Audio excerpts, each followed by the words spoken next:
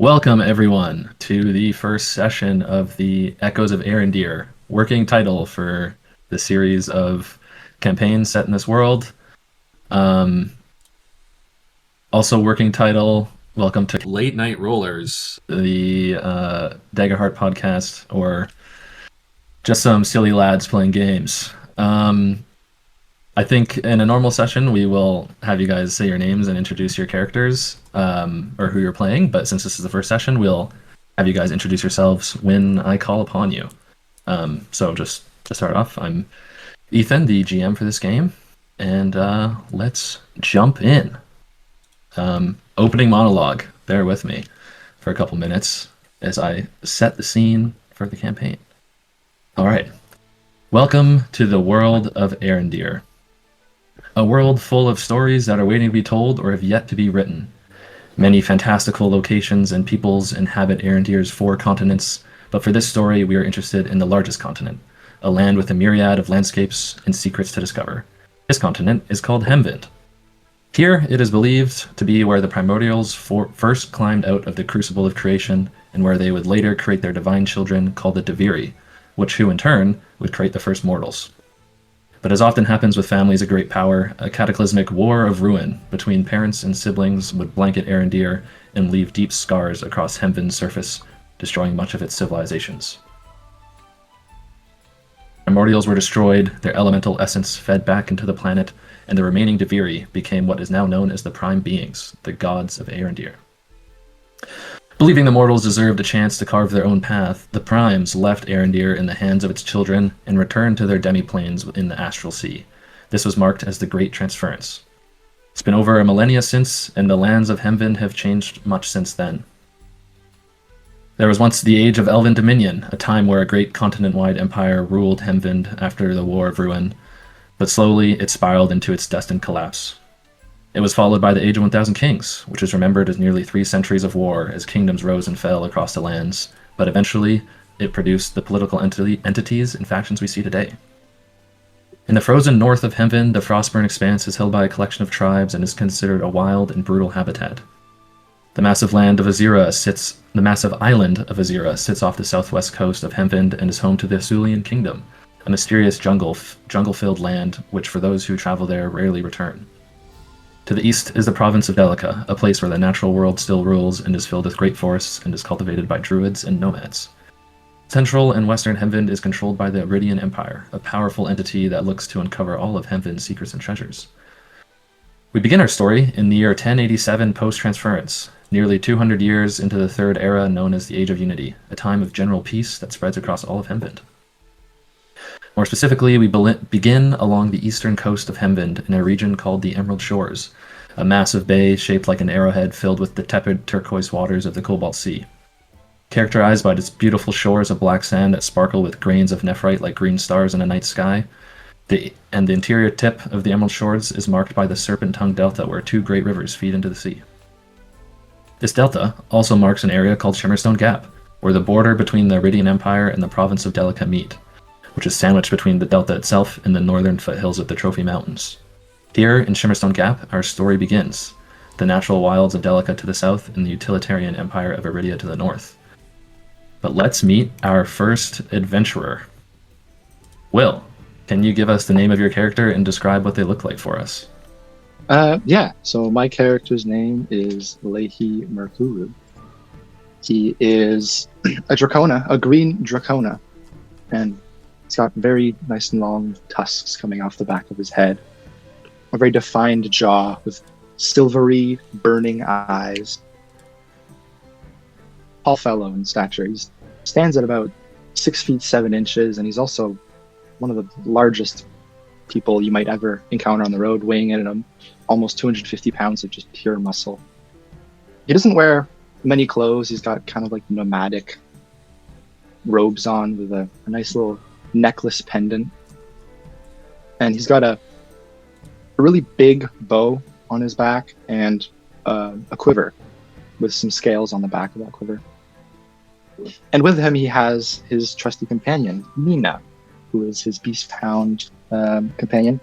She is a wormling, and they have the same colored skin, the same Facial features, apart from that, she is much smaller. She is actually 2.5 feet tall and 2 feet long, with 2 sets of wings. She can fly, and she is quadrupedal as opposed to Leaghy being bipedal.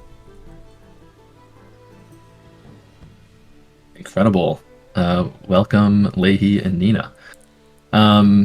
As I've told you guys before, we're going to be just doing some quick scenes with everyone as we go along. So, beginning, Leaghy and Nina. The two of you rest in your childhood home, nestled in the hilltop settlement of Mir Valinar. Before you stands your father, Ditani, the stoic Dracona ranger. His silver eyes, just like yours, hold some piercing wisdom. He's looking across at you. So, Leaghy, you've gathered all your things? You're ready for this adventure?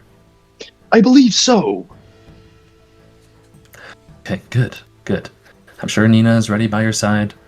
You do know, you are quite young for this. I did not go on my diplomatic mission until I was but 3 years older than yourself. You can wait. You don't have to hurry off now.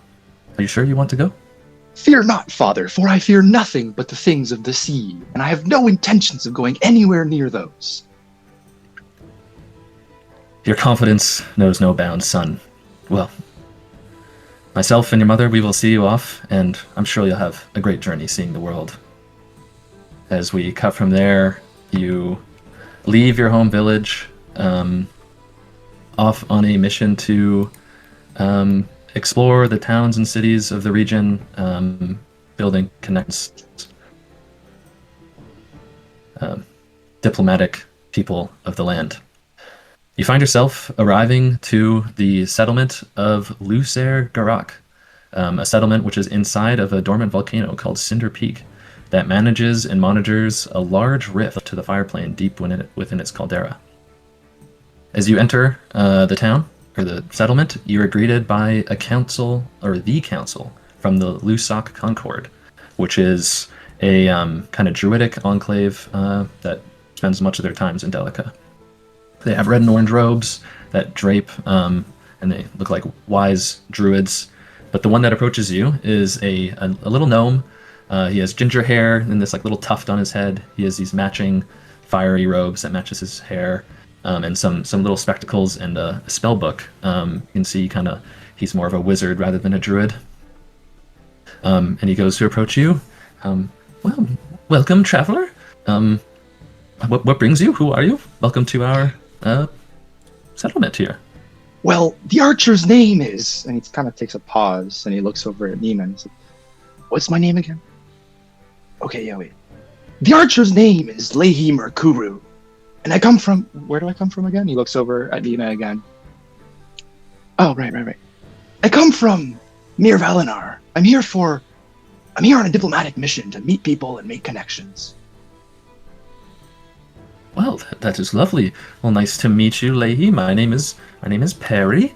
I'm from the Merkuru family. That's quite a high-standing family in the region. It's nice to see a diplomatic emissary from there. Yes, the archer is very proud of his lineage.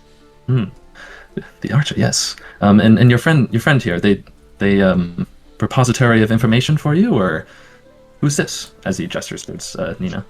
The archer's companion is actually his twin sister. Their name is Nina. You may address them as so. Yes, hello, Nina. Nice to meet you again. I am Perry. Yes, I have heard about your family's, what you'd call it, twin births with a Dracona and a Wormling, siblings of similar DNA, but different, biological makeup at the end of the day. Well, yes. The archer is very proud to uphold this very long tradition. Keep it going. Yes. Well, a beautiful, beautiful tradition.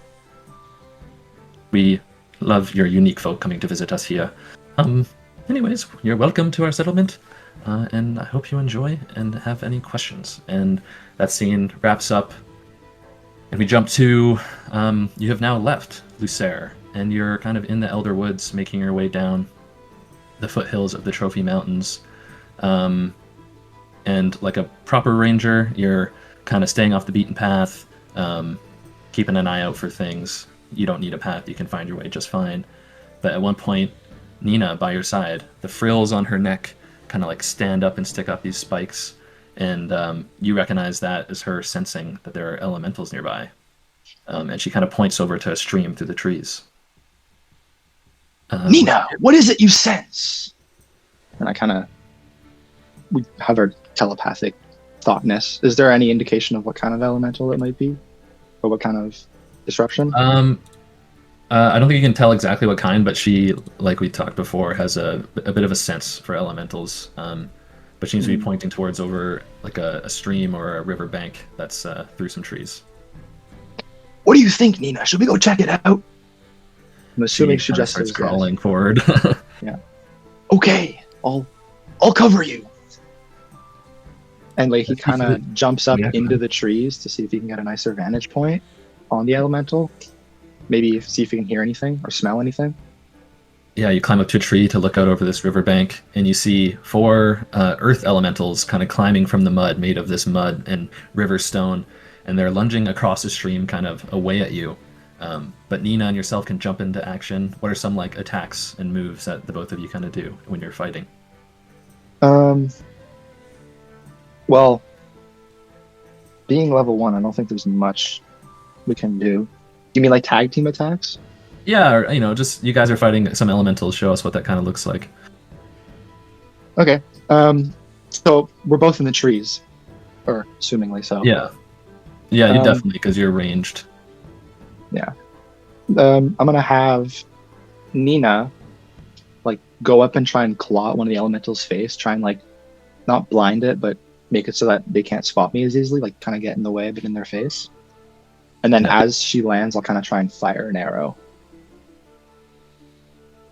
Nice, perfect. You start taking out the two of you, this amazing combo of fighting. You start dispatching the elementals, but your ranger senses that the elementals were running away from you after someone, and you look just across the stream and into the woods. You see a druid who is ready to join the fight alongside you. Daniel, can you give us the name of your character and describe what they look like for us? Hi, yeah, so my character's name is Atlas Willem. He's a kind of like a light, like a sky blue with like some hints of silver skykin. His main color is like the sky blue. There's kind of like this ripple or like kind of pattern of gray that kind of like adorns most of his body, almost like if he had like a full body tattoo. However, it's just part of him. He is kind of wearing like this large gambeson armor. However, it's not necessarily fabric that you see on the front of it. It almost looks like a series of scales that kind of makes up most of this armor. Awesome. From that moment in the fight, we will actually rewind in time, right, a few years to a far-away land across Hemvind in the desert lands of the Dry Sea. We zoom into the city of Abzan. Atlas, you sit in a council chamber. There is tall pews before you made of sandstone, 10 meters high. There's like 4 layers, and they're all populated with other druids, and one of them including your father. What does your father look like as a man of a druidic council? He would be like a man that is quite large, like quite built, like broad shoulders, like just large arms. Like this man has lived through a lot and he has done a lot amongst the council. You can tell that he, in his tone, how he presents himself, that he does take his role within this quite seriously.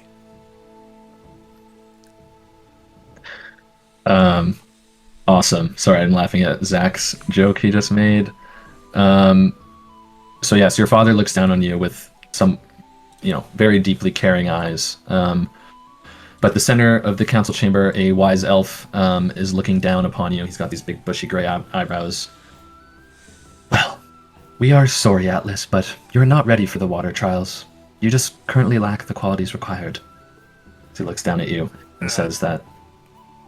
You can see that in my face there's kind of this confusion, this confusion at first as to what Atlas just heard, what I just heard, as it kind of shifts from confusion to frustration. It kind of starts turning to anger as he turns to this elder. What? What do you mean I'm not ready for the water trials? I've trained my whole life to get to this point, and now you're just going to sit here and tell me that I'm not ready?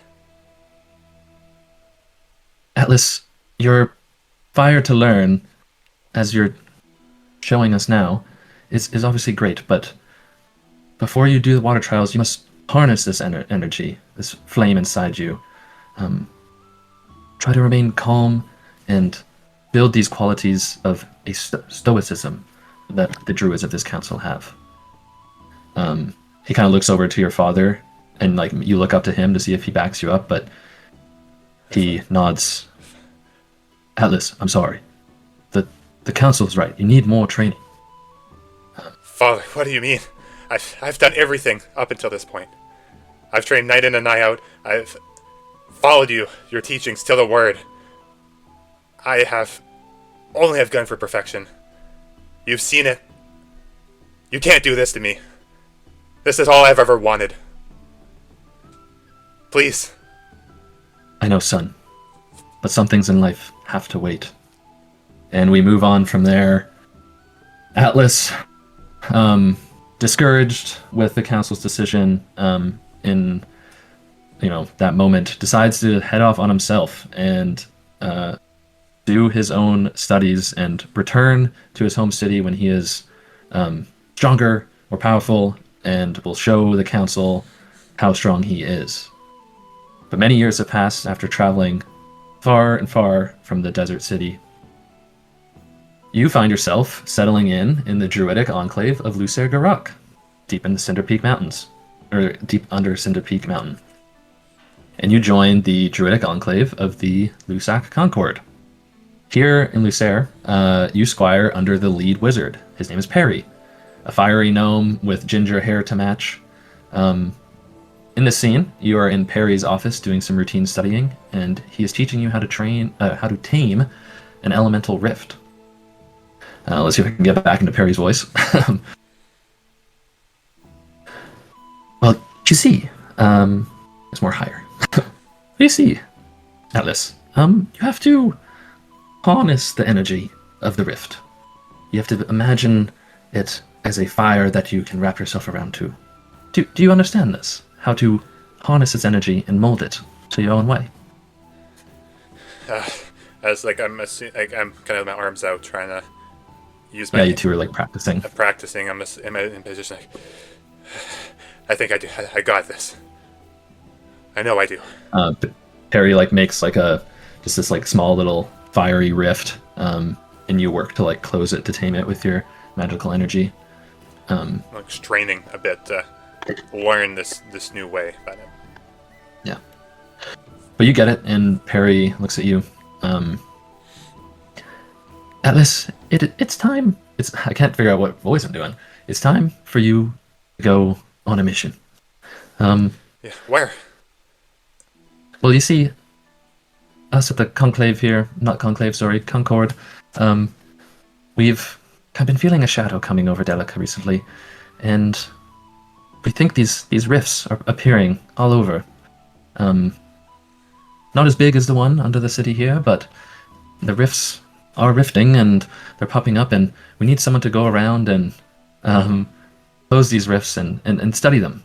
Are you willing to take up this task? Master Perry, whatever you need, whatever the Concord needs of me, I will do it. There's no better person that you have asked to do this job. I won't let you down. I won't let the Concord down. Oh, I'm sure, Atlas. I'm sure. We'll have you head off to the border town of San'Thir to start. Start in the north and work your way south, perhaps, or if you find any information there, move forward. Obviously, if you need to travel into Aerendir, so be it. But thank you for taking this mission. The Concord greatly appreciates it. And thank you for giving me this opportunity to prove myself and to be better, be stronger, to learn. course, of course. And from that moment, you gather some things and prepare on a bit of an adventure. You can see me as like grabbing my bag, taking supplies, some bottles, some empty bottles, some like small scrolls to take with me. Just kind of shoving it all in my bag, half-hastedly. So you've begun trudging through the unfamiliar Elder Woods. You've never kind of really been through here by yourself. So you're not quite sure of your way to the coast, to the town of San'Thir. But you're making a way. However, you are a seasoned traveler coming far from your home city. You've traveled many kilometers, but what is one thing that still worries Atlas in the forest?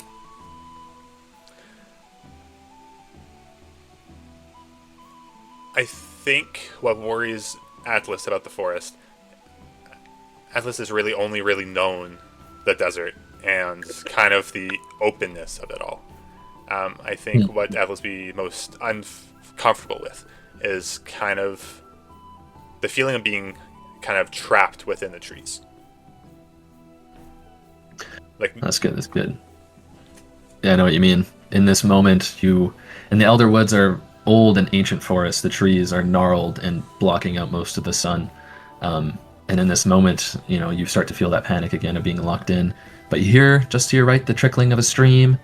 And you know what? You are so thirsty and you want to get into some open air. So without thinking, your brain directs you to the water. And you sit there, you're drinking some water. And next thing you know, you hear the sloshing of mud. And then the clanging of rocks as you lift your head. And before you, these earth elementals form from the mud and stone and begin to look to attack you. As you get launched into this fight, what are some quick moves that Atlas does when he's in a fight?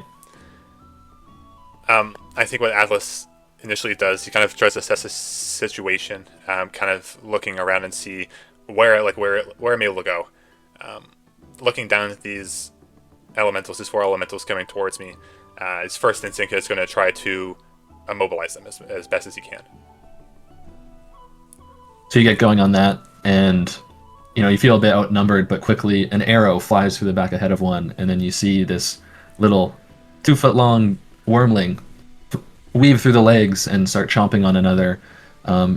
Luckily with you, a Dracona Ranger has appeared to help, and the two of you take down these elementals and meet in the Elder Woods.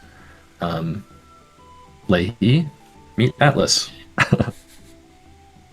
More like a boy or a man? Are you asking about my character? Yeah, does he look more like a boy or a man? I'd say more boyish. I'd say, like a late teens, maybe like very early 20s type of demographic, age demographic. In the trees, you just see my character, and he says, "Little boy, fear not, for I have arrived to save you from your conundrum. The archer is going to help you out." And then he jumps out of the tree, assuming that the elementals have been dealt with. You don't hear him land, which is kind of funny because he's a very big person. I mean, he's walking towards you, but you don't hear his footsteps, but you hear some pattering next to him, and then you see Nina, his wormling companion. He introduces himself. "The archer's name is Leaghy. He's very pleased to meet you." It's nice to meet you too. What do we do about these elementals? I say we just take them. "The archer doesn't know what you mean by take them." Fight them. We can take them out. "Oh, you mean They're out of, to have an all-out clash with these creatures? I support this idea." I don't see why not. I thought I could. I mean, I think I could take them out on my own, but wouldn't mind having some help. So, are we standing near the river, across the river from the elementals? Yeah, well, you guys, let's just, for the sake of it, have essentially dealt with them, and this is the... Okay. After the fact, you guys kind of randomly ran into each other in this fight, and now you're, talking post-fight. I misunderstood. "The archer is very impressed with your ability to fight these creatures. Where might you have learned these skills?" I was like, catch my breath. I learned these back home. Over many years. You're pretty good at fighting yourself. I'm assuming you are good at archery. The archer dabbles in archery. He wouldn't quite say he's good. Is that your name? The archer? No. Well, do you have the a archer name? introduced himself as being Leaghy Murakuru. Oh, okay. I missed that. I got distracted by the third person, but The third person? The archer does not know what you mean by this. we can drop it. It's good. Listen. You were pretty good out there. I hate to ask this. Where are you going? The archer plans to go up northeast to Uain and then beeline it west to San'Thir. Okay. I'm hoping to get to San'Thir in about a week and a half, maybe 2 weeks. Would you mind if I come with you? I have some business in San'Thir, and, well, to be honest with you, the woods that don't sit well with me. You seem to The know where archer you're would be going. overjoyed to have a traveling companion. Okay. Yeah, I would love to join you. Thank you. The archer never did get your name. Oh, they call me Atlas. Atlas. The archer believes that it's a very strong name. He likes it. Okay, well, From let's there- head out. You guys head out on a little bit of a roundabout journey to San'Thir, traveling together for a couple weeks. But we will move from there to Zach. You don't have to describe your character yet or anything, but Zach, from your character's perspective, your character sees all they see. It seems to go on for infiniteness, a roiling, bubbling blackness like an ocean made of ink. You kind of float weightless in this space, unable to understand your surroundings. Nothing is really coming to your mind other than stay afloat and take in the infinite blackness around you. But before long, the only thing you can describe, a crack of lightning strikes before you, a flash. You reel from the light, and then when you open your eyes, you find yourself awake on a beach. These light waves crash upon you. You know, the taste of salt jumps into your mouth, jolting your senses. You remember to breathe, or what you think is breathing. What are your character's first thoughts or actions as you come to on this beach? Where am I? Where do I be? Your character looks Then- around. Cut out for me, just FYI. Sorry. In my notes I wrote he probably feels like the first 5 seconds after waking up from anesthesia. Quick reroll. He has severe confusion, not know where he is on this beach. He's just, or even who he is. But before you can take in too much of your surroundings, you hear a voice behind you, and you turn, and backlit from the sun is just a silhouette of a man, and he's pointing at you. Guards, guards, over here! And you lose consciousness again as this new reality is messing with your senses. You jump forward a little bit. You awake again. However, this time, not on the beach, you're on a cold stone floor that is surrounded by iron bars. A jail cell is around you. You look across, there's a small desk. There's some guards in uniform who are looking at you with severe disgust. Almost not even wanting to look at you. Except there's one man who isn't a guard, and you recognize his shape as the silhouette of the man that found you. What does this man look like now that you can see him, Zach? He's like an elderly male. He has a pretty long gray beard. Well, not super long, but it just covers his neck. No Gandalf level. And he's got brown eyes, and his hair is very neat and combed, kind of backwards. And he has very tanned, kind of weather-beaten skin. You can tell that he was a sailor, or he's lived his life on close to the sea. So the wrinkles in his face, probably 80 years. He's He was probably tall. Now he's probably like 5'8", which I would say is pretty tall as Zach.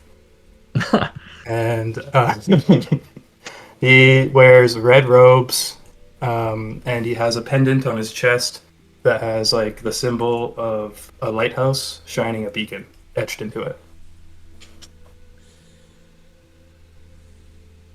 Perfect. So this man you described looks down at you with curious but kind eyes. He looks at you. Do you have a name? There's nothing on you.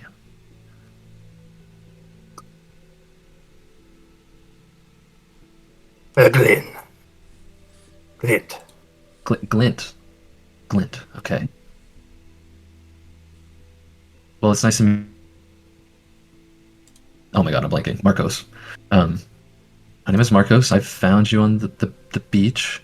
Do you know anything about yourself?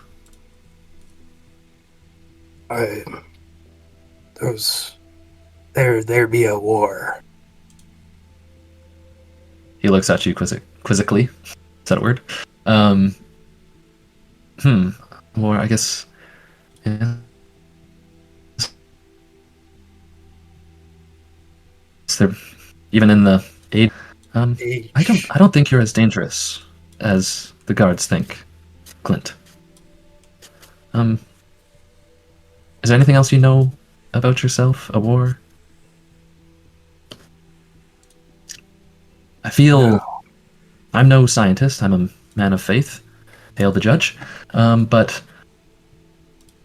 think you've simply lost your memory. I'm not sure. Maybe you hit your head on a rock in the bay. But there's something about you for sure, more than just in your mind, especially your body. But I don't think you're a danger. He looks back to you. If you wish to say something, go ahead. Age, unity.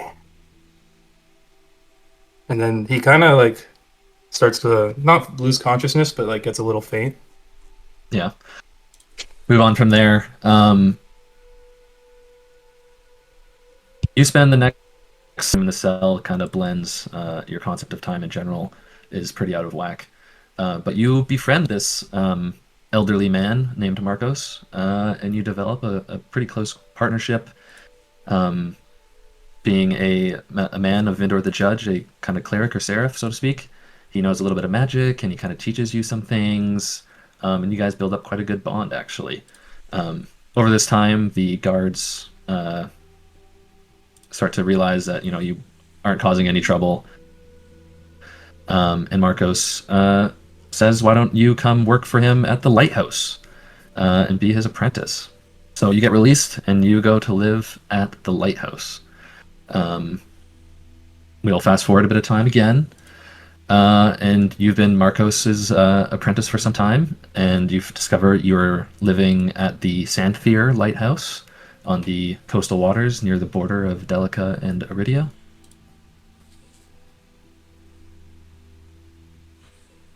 But one day, Glint, well, fortunately, all good stories must come to an end at some point. Vindor has sent me a vision, and one always listens to the judge. I must leave the lighthouse. I must head north into Aerendir. That means the lighthouse will be yours to man. I've taught you much.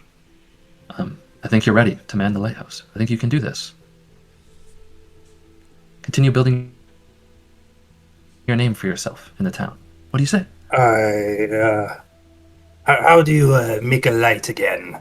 And he like kind of forms his hands into a ball and tries to like spark a ball of lightning. Yeah, he kind of shows you again. You do a little of how to spark of lightning to light the flame that you use the mirrors to shine in the lighthouse. He's like, "Can you do this for me?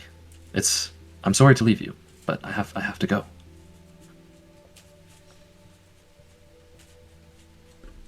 If it be important to you, Puts a hand on your consider shoulder, it done. looks at you with his kind old eyes. And the next day he sets off, and you're alone in the lighthouse, alone for the first time to your own devices, in this kind of new life you've been thrust upon. Responsibility is now yours, and it kind of weighs on you. You take a moment in the lighthouse to look into who or what does Glint decide to see in the mirror? Well, Glint, in his mind, he hesitated saying yes, but he knew it was important to Marcos to go.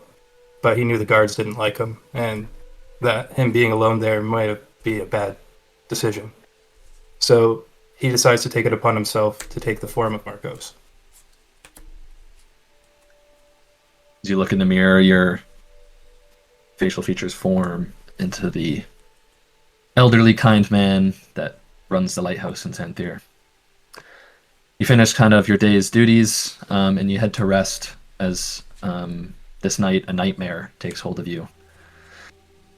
Feels too real. You're inside the lighthouse again in this dream. You're viewing from the top of the lighthouse, and you're looking out over the Emerald Shores, the Cobalt Sea.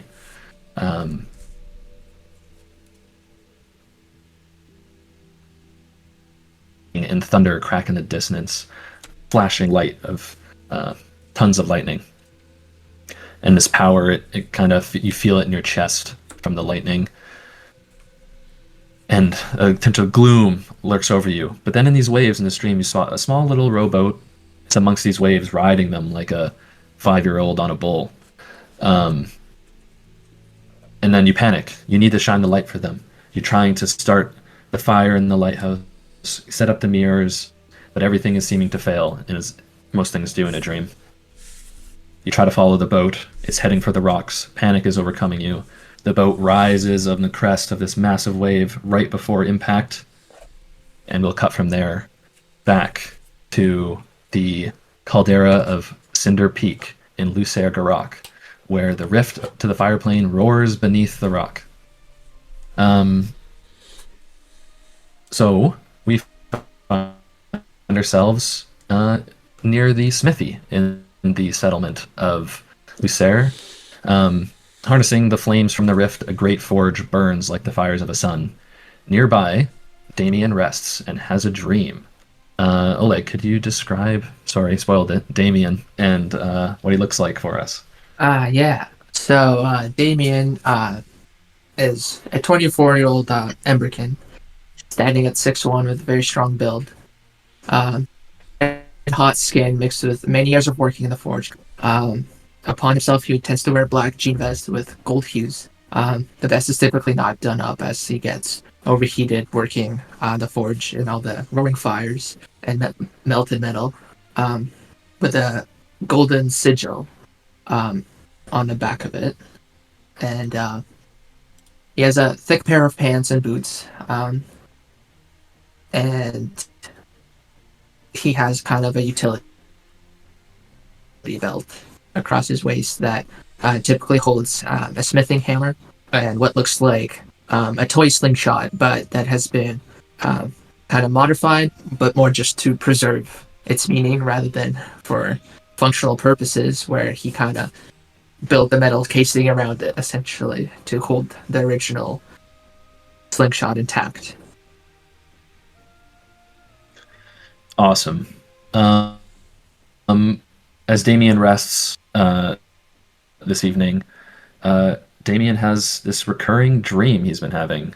Could you describe the dream for us, Oleg? Every time he closes his eyes, he typically tends to hear clanking of metal, hammer strike after hammer strike on this golden melted object. Strike after strike, it almost seems like it never ends until all of a sudden kind of a shape starts to hold. And every time the shape is about to come into view, it's time to get up. Damien opens his eyes, kind of with the shape almost illuminating so bright that he's about to see it, and every time his eyes open. Sweet. The end of the dream seems to always elude you, but fast forward some time, and this dream begins to... At some point, you're gifted a mysterious ore, and Damien decides to forge a weapon to match his vision. At the forge of Lucer, with the fires hotter than many other in Hemvin know, you enter a flow state. You feel as if your old master's with you holding the hammer, but it's almost to another level. It's a near divine energy grasps the hammer with your fingers, and through your veins, this divine energy flows into the striking of this mysterious magical ore. In this moment of forging, I'd like you to describe how does Damien internally or externally connect with his divine energy?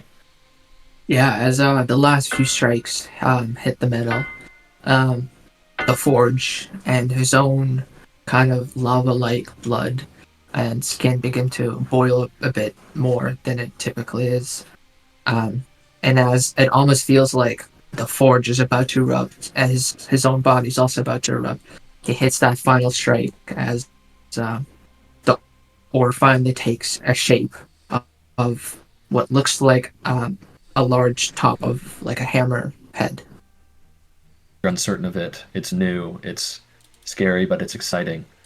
Um, and after some time, you decide that after this divine intervention, you need to figure out more about what's happened to you and um, understand this divine strength. And Damien decides to leave Lucer for the border town of San'Thir. He packs up his things, knowing San'Thir is a good merchant village. You bring some things to sell before going on your final journey. We cut a little bit later to the Elder Woods as you're following a path down to San'Thir. You come across a nice little stream off of the woods path, and you stop for water. And you kind of search the area, and you see some thread from like some Concord robes, eerily possibly Concord robes from Lucer, and you see a few green wormling scales sitting by the riverbed. But as before you, as our previous adventures, this stream forms a mud and sand and rock elemental before you. This time just one, which you can handle quite yourself, but what does it look like as Damien utilizes his weapon and fights off this elemental? Yeah, so Damien, as far as he's known his entire life, has always wielded a hammer, mainly for smithing, but he has been quite weapon tested, especially when he's crafting new weapons that he needs to test the weight, the balance, the strength of them. So, quick thinking of a thing is in front of me that he hasn't seen, looks like an attack mode. He quickly draws his weapon as he picks up a fairly small rod and kind of squeezes it tighter as it forms out longer into this massive warhammer. Almost lighting with an ember hue, and just swings a powerful swing right at the elemental, kind of aiming for his mid body and making a big enough dent where elemental takes a huge hit just from that one strike, lowering it down lower as he rises his hammer and finally crushes it on his head. Not before taking maybe a couple swings from the elementals. I don't know, a couple rocks, mud thrown at him. His cloak gets a little shred there, maybe shredded around the hood, as he kind of exhales and finds his kind of bags that he quickly dropped in that moment for this fight and picks them back up. Get going. You fight, swing your hammer, it hits the elementals, and even though it's a soft, muddy body, as you hit the elemental, it hits with like a ding, like striking an anvil, like ding, and then the elemental explodes in a muddy mess. But slightly shaken from your fight, also a bit some nerves, being that this is your first time traveling the Elder Woods solo without your master. From around a tree, as you're walking, an animal kind of scurries out, and it's a large ram, twice the size of any other ram you've seen in the mountains, with mighty horns that look like it should topple over with the weight of them. It kind of looks at you and connects eyes. Its eyes gleam with like this orange energy. The ram connects with you, but then slowly turns to walk away and goes down a path like it wants you to follow. Yeah. I kind of shaken up, holding my hands at the ready at the weapon, and as the ramp continues to almost beckon, I kind of hesitantly take the first step and then continue on.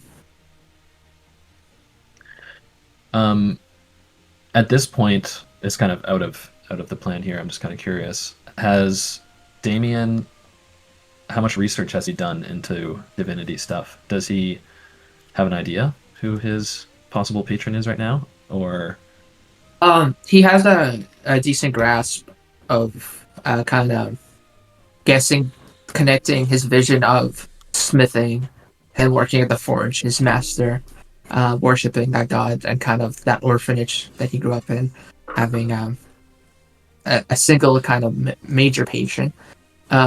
He understands kind of that as far as deities might go, that's what he's leaning to. He does also know that like this power of the hammer is divine in nature. Hard to tell for what reason. But he has a grasp on who it might be. Yeah. In this moment, you go to follow the unusually large ram, and you try to track it, but it seemingly vanishes behind a tree. In your early days of kind of learning about divinity, now that it's something you're interested in, you say you brought yourself a little quick guide to the prime beings, and like you said, you have an inkling of this divine energy, but as you flip through the book, you realize that the great ram is a symbol associated with Oreneth, the craftsman, and you kind of keep that note for yourself. But we move along as you are going through the final stretches of the Elder Woods, nearly completed your journey. This area is thick with the trees, and it is hard to pass through. Albus, the moon, is not in the sky, and the night is extremely dark. You kind of whisper to yourself, hoping that the lighthouse keeper keeps to the agreement they made with your old master, and would shine the light for your path into the city. However, despite your prayers, the path out of the woods was not lit as expected, and you stumble harshly through the underbrush. As a funny little thing, as you stumble in the woods, not in an unlit path, what happens that causes Damien to lose a shoe? Yeah, I think as it's nighttime, I feel it's a bit damp in the air. The roots are getting slippery. His vision is blinded in the dark, kind of. The only path that he's kind of seeing glowing right now is maybe coming off of his new divine weapon, which is maybe a step ahead. As he steps on the root, kind of slips. With one foot, he tries to stabilize himself, while the other one gets locked in the mud. And as he starts to tumble forward, he goes face first into the river in front of him, as his shoe stays behind, and his clothes, hair, and thankfully not his kind of bag of valuable goods gets completely soaked in water. Yeah, so extremely frustrated at the end of your journey, falling in the mud and in the water and losing a shoe in the process. You make your way out of the trees, luckily right as the sun is beginning to rise, and you escape the Elder Woods. And before you is the beautiful emerald shores. And ahead of you, just out of this path, is standing on a tall sandy mound is the lighthouse and the keeper who betrayed you, in a sense. Who was supposed to shine a light for your path, but did not. What do you do next? Yeah, I imagine as the sunrise is coming just about out and kind of illuminates in an orange hue, you hear his wet footsteps angrily start to stomp towards the house as he's reached the front door. He takes a second, thanks, raises his right arm, and does 3 loud bangs. Hey, old man! Open up! What the hell is that? You hear scrambling, and then like you hear down all the stairs, and then door opens. What do ye be doing during me sleeping hours? We had a deal. What happened? You're supposed to shine the path for me once every 30 days. What day do it be? The 30th. Fuck. What? That's unlike you. We've been going at this for many years, and this is the first time that complete darkness fell upon me. Well, I do apologize. My mind has been escaping me lately. Am I supposed to know this guy? I've met him before. Well, Marcos. You might actually, and yeah, to clarify, Damien, you see, the Lighthouse Keep you've met before. Yeah. Marcos, as you have passed through here, like you said, every 30 days. So yeah, that's about that. Zach, your character, probably has seen Damien before, but obviously you're a bit under disguise right now. So, yeah. All right. But yeah, you'd probably recognize him. I'm not going to lie. It's a very hard time for me. I made a mistake last night. You see Damien kind of press his hand really hard into like one of the arches of the door as he takes a breath. Don't do that. That's a keystone. And you see his like soaking wet appearance. His hair almost looks like they're like when you put out a match. There's a little like very soft looking like smoke coming off of it, and he looks up at, he's lower now because he's older, 5'8", 6'1". He looks down at you and is, well, I'm sorry, old man. I didn't know your condition got so bad. Can I at least dry off? I need to make it into the city at full sunrise. Yeah, please come in. You do notice, actually, that he is not 5'8". He's your full height. He's your height. Okay, cool. Yeah, that's different from what you knew him to be. Oh, interesting. Yeah, as I walk in, I'm fuming right now, but I'm trying to calm myself down because this is truly a rare moment where Damien has lost his cool on his own accord. He had a bit of rifts with his old master, but typically public wise he's and maybe you have noticed other times you might have seen me. I've been a very quiet kind of on the sideline watching. My character would have been too. Yeah, barely conversating kind of. Mm-hmm. All right, we will quickly pause that scene there, and we will jump to Atlas and Leaghy. The two of you, after spending almost a couple weeks together, are coming close to your final destination of what you agreed on. You walk along the shoreline of the black and green sand. I will mention, if we're on the shoreline, Leahy's going to be 30 feet away from the water. Yeah, on the inside of Atlas. Yeah. He's going to be as far away from the water as he can respectively be from. Yeah, Leahy walks on the line between the sand and the tall grass. Not quite exactly on the beach. And as you guys are walking, you're having your general chit-chat, whatever. And then ahead of you, on a tall little sand dune, is a lighthouse. And in the doorway, you see these, can't make out too much, but you see two folks who seem to be bickering at each other in the entrance to the lighthouse. How did the two of you proceed? What do you think's going on over there? The archer does not concern himself with affairs of others. That's fair enough. What do you want to do then? You just walk right on by? Just let him to there? I guess. How does Nina react? Nina, she... Yeah. Assuming that Damien would have evidence of fighting an elemental, maybe she could pick up a scent.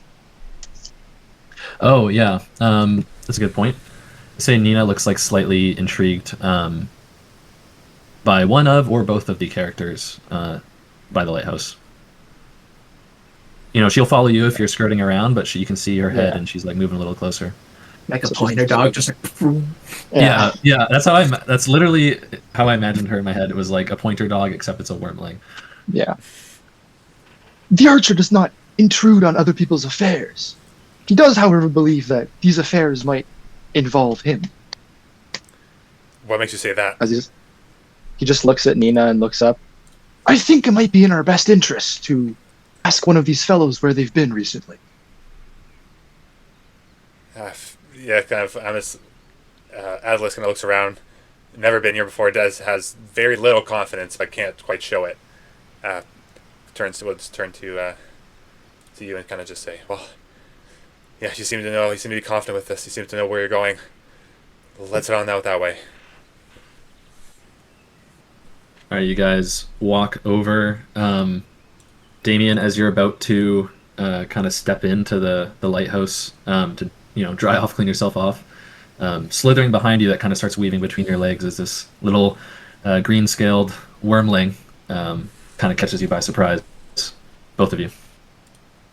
Look, what is that thing? What are you? And I take a quick spin around to see. I don't know. Does Nina typically wear I know it's a creature, but is there like an outfit, like a collar type, or like is there anything to identify that like there is? It's just like a wormling? It's pure, like it's a green dragon. Shrink it down a shit ton. Cool. That's all it is. Yeah, I'm definitely with surprise, and I kind of step back slightly into the archway. So I'm pressed against this archway, and one half of me is inside, one half isn't, as I'm like staring down at this thing, dripping water onto it. As you get closer, like my character eyes are wide, and he's just staring at you clearly, and like, his mind went to another place after seeing you flaming with a hammer, and fuming, and then getting into space. He's just like, Damien, you turn around and you see a green and mostly green Dracona figure with a bow and a Gaikin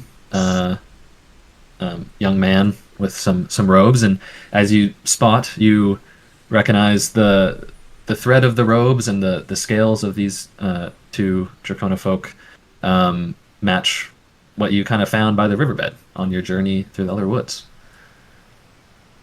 Yeah, I kind of just take a second, let them get closer. In that moment, I kind of relax myself a bit, compose. I had a heated start to the day. Every step I took was almost a misfortune. I take kind of deep breath. At this moment, I know I'm kind of in safety. I begin to take my hood off, and you see this like damp, kind of very dark orangey looking hair now that's kind of like almost covering my eyes, with a little smoke coming off of it. As I kind of just wait for the party to maybe approach and at least grab the creature that's in front of us. As we do approach, Leahy will just say, "The archer will have you know that she is friendly. She does not bite." That's very good to hear. I apologize for my reaction. I've been having a rough start to the morning, thanks to this old guy over here. Yeah, we can see that. The archer is confused as to why this old man is causing you so many troubles, and he reaches for his bow. Oh, it's nothing like that. I actually just we have a deal that has transpired quite a while ago, and you failed to uphold it today, and I just got extremely unlucky. At this moment, I have two questions. One is, as I kind of start to regain composure and I look at this old man, do I quickly kind of grasp, hey, that's not a right height for that old man at this moment? I honestly don't think you would. No, okay, fair enough. Second I don't think question. you'd notice a couple inches, yeah. Second question is, yeah, you would.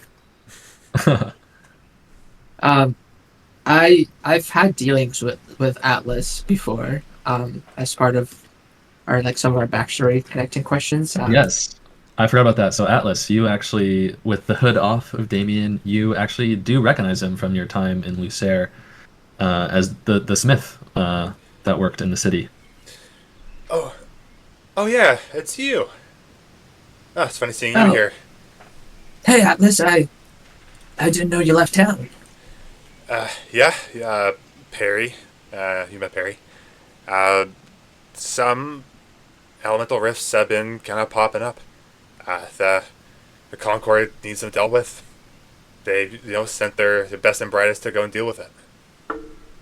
Oh, that's good on you. Is this your first journey? It's the first one for me. It might be my first one. It might be my first mission outside of the city, but I'm ready for it. Oh, well, good on you. What Here, brings you out here? It feels like this is a long way from the forge. Yeah, I actually, I quit the forge. I'm going my own way for a bit. Here, Marcus, is it okay if we come in here for a bit? This is, an old acquaintance, Atlas. I've done a couple projects, on his request, be on someone else's request. Is it okay if, he and... Is that your companion, Atlas? No. No. What do you mean, no, Marcus? What's got it into you so lately? You were a very nice man. I have been nothing but kind. Yeah, But no, there's things going on. I cannot let you in right now. Not everybody. Who are these fellas? I can't speak for the other green one over there, but Well, this one is Atlas. I raise my hand. The archer will do you a favor and introduce himself. The archer's name happens to be Leaghy Merkuru, and his companion's name is Nina. Okay, you're Marker Poo. Nice to meet you. Anywho, The archer will not let that go unheard. He will note it for another day. I am supposed to be sleeping. I have the night shift, and it's been shaky waters the last little few days, and you boys look like you're having a coming of age story, and I'm sure it's going to be great, and you'll find lots of love and laughter, but I need to go to bed. The archer will happily let you go back to bed. Have a pleasant rest, sir. Thank you, my good man. Jensen? Yeah. I have an ability called Arcane Sense. You can sense the presence of magical people and objects within close range. Am I getting like a lot pinging around me right now? You off of me. Specifically. Yeah. Yeah, mainly everyone. I mean, Yeah, you might get some off some of the items I have, but not off. All of us. What about the doggy? the wormling. I mean, so I'm just looking at. You can sense presence of magical people and objects. Does Nina have any magical abilities? I don't think she does. No. No, she's simply a wormling, so nothing there. I mean, I think Leaghy might have some spells, so maybe a little bit of that, a little bit of magic on him, a little bit of magic on Atlas as well as Damien. Yeah. Damien's weapon lights up like the fucking sun. For sure. You see like a bit of a glow on my weapon, and as well as a necklace that I wear. I kind of tucked underneath my gamison armor. Okay. Yeah, so upon saying, like, I must go to bed, he kind of, like, with his arcane sense and, like, you know, his brain kind of coming back for a moment, he locks in on this glowing hammer. And again, mid-sentence, he's just, like, zoned out staring. It wouldn't be a hammer in that moment. It would be just, like, I described to Jensen as, like, a rod, essentially, like a movable rod size. So it's just, like, kind of tucked into my waist belt. Yeah, it's just this glowing stick, essentially. Yeah, if you're looking for magic stuff. The archer believes the old man has entered a trance. Is there anything we should do to help this person? Yeah, I'll do a couple claps. I'm like, "Oi, Marcus, what's going on with you today? This is, I was here just 30 days before, and you seem quite fun and cheery, your usual self." Before Marcus can reply, Leaghy, you see Nina quickly runs off the stairs. Her frills along her spine stand up on edge. She's sensing some elementals nearby, and she's looking out towards the water and at that moment, all of you now you hear a scream. Someone is screaming from the shoreline. Help! Oh my! Help! Help! Leahy What's doesn't that? say anything. He grabs his bow and just runs toward the person calling for help. No thought. Okay. As soon as Well, I he hear sprints. that, I also take off running towards the noise. Damien would throw his bag to the side. He is a man of helping others before anything. So he'll kind of toss his bag of like the heavy bag that he's been carrying into Marcus's abode, and kind of he'll drop his cloak off. It's disgusting, and he'll begin kind of circle around, I guess, from the inside and follow the other guys. And what is Marcos doing?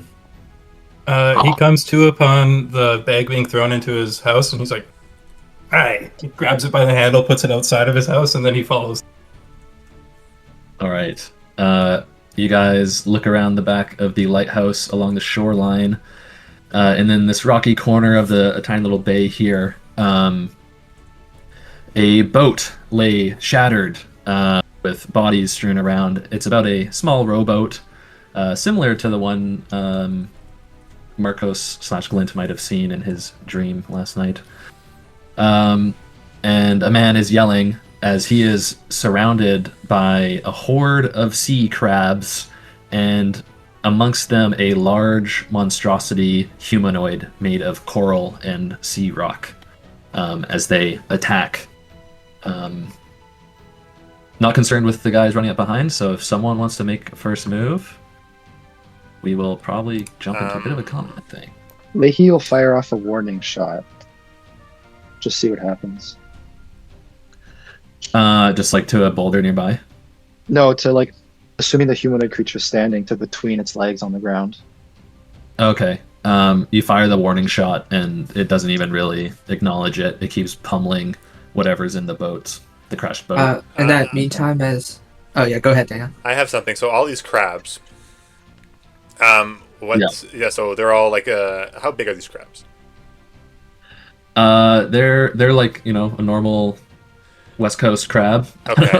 What I'd like to do nothing then. scary about them. So there's Just this a How man. about an East Coast crab? So right now, like they're like this little boat, kind of like beached on the sand, and this man is in it, getting attacked by stuff. Yeah, so you specifically, the boat is like broken in half and like wrecked. It crashed along the rocks. Oh, okay. What? During a big storm last night. You see like one body is obviously dead, strewn to the side. You did hear someone screaming, but all you kind of really see is this coral monster plus a bunch of crabs. What I would like to do then is I like to run up close. And how far am I? You guys are like a far away, but these two entities, the swarm of crabs and the coral reef defender, are focused on what's in front of them. What I would like to do then, I'd like to mark a stress and use one of my Skykin abilities. I'm going to use Gale Force. Mark a stress, conjure a gust of wind, and I would like to... I would like to Gale... Yes, here it is. Sorry, conjure a gust of wind that carries you or an ally up to very far range. I'm just wondering if I'm able to pick this guy up and kind of bring him towards us. Pick him up. Well, move him. It says I can mark a stress, conjure gust of wind that carries you or an ally up to very far range. Sure. If I cannot pull him in, then I will bring myself to hit, or to the man. Okay. And it's just called Gust of Wind. Gale Force is the name of the Sky. Gale Force. Yeah. Sorry. Either way, I would like to use this ability. Either way, I'd like to use this ability. If I'm able to bring him out, I would like to do that. If I cannot bring him out, then I will bring myself in. Okay. Let's see here. I'm just looking up Gale Force. I'm trying to remember all the rules of Daggerheart now. That carries your ally up to far range. Yeah, I would say you could carry. So you're trying to carry the man in the boat? Is that what you said? Yeah, I'm just trying to pull him out of harm's way. Okay, yeah, you managed to like catch a glimpse of a flailing arm, perhaps, and you kind of do a gust of wind. You pick up some water with him and some shrapnel of the boat, and lay him down on the sand near beside you. As he falls down, I kind of go like, I'm kind of next to me. I turn to him and say, "Sir, don't worry. The scale of the Abzan is here." As I then turn towards the rest of the monstrosity in front of us. Yeah, upon doing that, the coral monster turns to you, and the swarm of crabs begins scuttering towards you guys. Damien, upon seeing kind of Leaghy stop, shoot the arrow, quickly runs past her. Or is it her, him, her, they, them? Say again? Well, what gender is your character? Oh, well. That. The archer is a male. Him, them. Yeah, runs past him. Sees as like the guy's getting pulled out. What is the distance of like? I'm assuming it's the crabs first, the creature second. What's the distance of like what the crabs have between them and the humanoid? You actually see they're like kind of almost moving as one. Like the crabs are like fully surrounding the coral thing, and it's almost like the coral thing is controlling the crabs in a sense, or they're moving like together as a unit. So I'd like to get, I bolt as much as I can. I want to get to the very close range, and I almost feel like a little heartbeat kind of goes faster, almost like it's igniting a bit more, and I feel like an urge coming from the hammer as I grab the handle and extract. The full thing comes out as a full like massive war hammer extends from the hilt, and yeah, I'm gonna, as soon as I get within very close range, I'm gonna like swing and throw the hammer as hard as I can. And I'm doing two things here. One is spirit weapon, which when you have equipped weapon within range of melee or very close, essentially it's Thor's hammer flies to hit it and it comes back. That's thing one. Thing two is my ability is forceful push. So when I make an attack with my primary weapon against a target, oh, I guess that's within melee range, but it is hitting it. I don't know how it works. Let's see here. Seraph? Because yeah, the Seraph forceful something? push says it's within melee range, but like of the weapon or me. Oh, is forceful push one of your additional spells? Yeah, it's my ability from the, I think, Valor. Oh, okay. I will say that you can, because the weapon is in melee range. So Sure. for now, Sounds good. Thanks, GM. Yeah, so I'm hitting it with both of those things. So, do I roll? First roll? first roll of the First of the campaign. campaign. Strength 12. 13 with hope. All right, gain a hope. 13 Huge. also succeeds. Success with hope as the first roll. Surely that can only bring good things. Only good luck from here on out, boys. Yeah. So you're attacking the coral guy, I'm assuming, with the. Yeah. Okay. That 13 does hit, right? Or no? 13 does hit. Yes. Yes. We're level 1. Okay. Burst damage.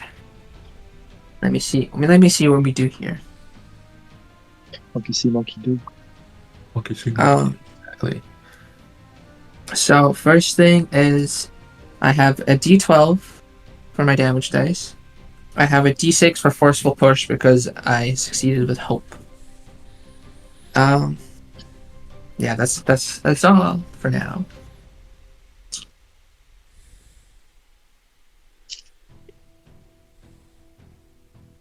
Ooh. 18.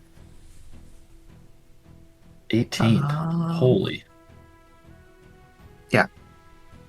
18 damage. Okay.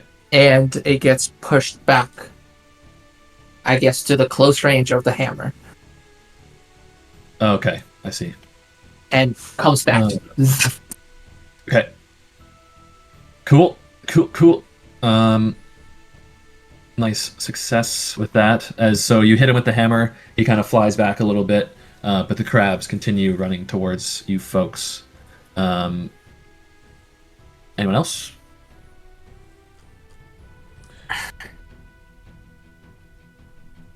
I guess. I would like to go if no one else is. I think what I'd like to do, yeah. So like, if you're in other crabs are still charging, I am going to kind of run up after kind of having that moment with this guy, seeing that I protect him.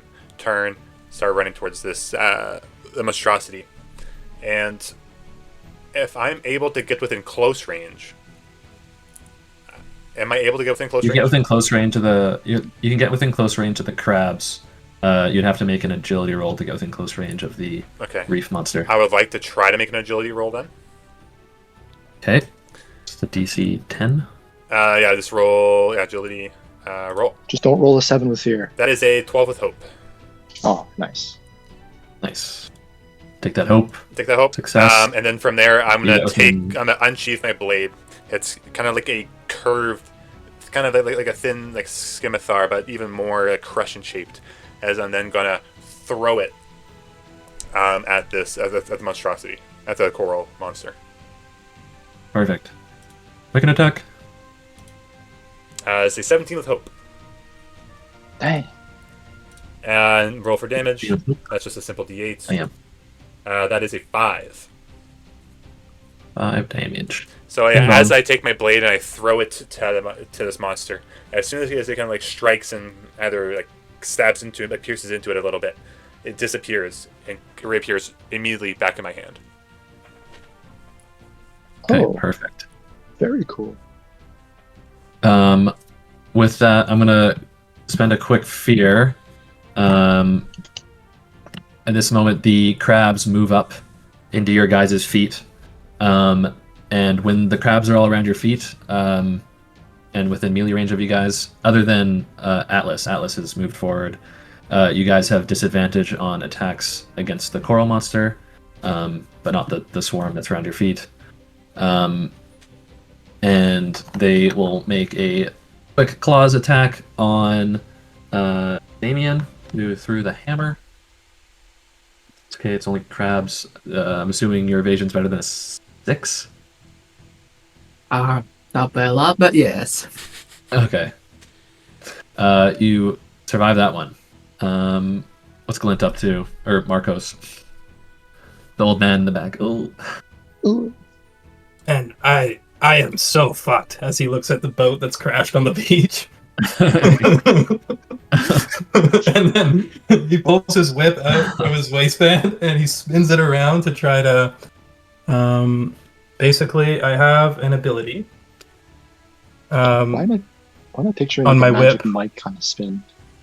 Oh yeah, dude, it's sexy as hell for an 80-year-old man to be doing. Okay. With this like thick cloak on and like, you know, oh man. I just had to make sure we were all on the same page there. Yeah, no, he's hot. So I mark a stress to crack a whip and force all adversaries in melee range back to close range. So I'm just getting them all interesting. back off from me. So I mark Okay. my stress. And then, okay, so the coral thing is like right next to where these people are. The crawl thing's now back further towards the boat. Atlas is there as well. He ran up to get at it. But the three Guards! of you were surrounded. You said guards? I call for help. Okay. He calls for help. You crack the whip, though, and the crack of the whip kind of, I don't know, crab hearing. It screws them up, and they kind of back up from around your guys' feet, so they're no longer within your guys' melee range. The archer. What is he up to? How close to Leaghy is Damien? You guys are all very close, if not like melee range together. Further question: is he on the ground or is he suspended in the air somehow? He's on the ground. Okay, so the archer is going to make a tag team attack with Nina. I don't know how well this is Oh going to go, yeah, but essentially, teams with your okay, yeah. essentially what's going to happen is he's going to jump and she's going to help him stay in the air for a bit longer. So he'll attempt to jump Okay. over the crabs using her help to try and stay suspended a bit longer. She can't lift his whole body weight, just to slow his fall. I gotcha. Like and a then slight. he's just going to let out an elemental ice breath on all the crabs. Oh, cool. From above. Yeah. Hell yeah. It's like Nina gives you like a double jump. Yeah, kind of thing.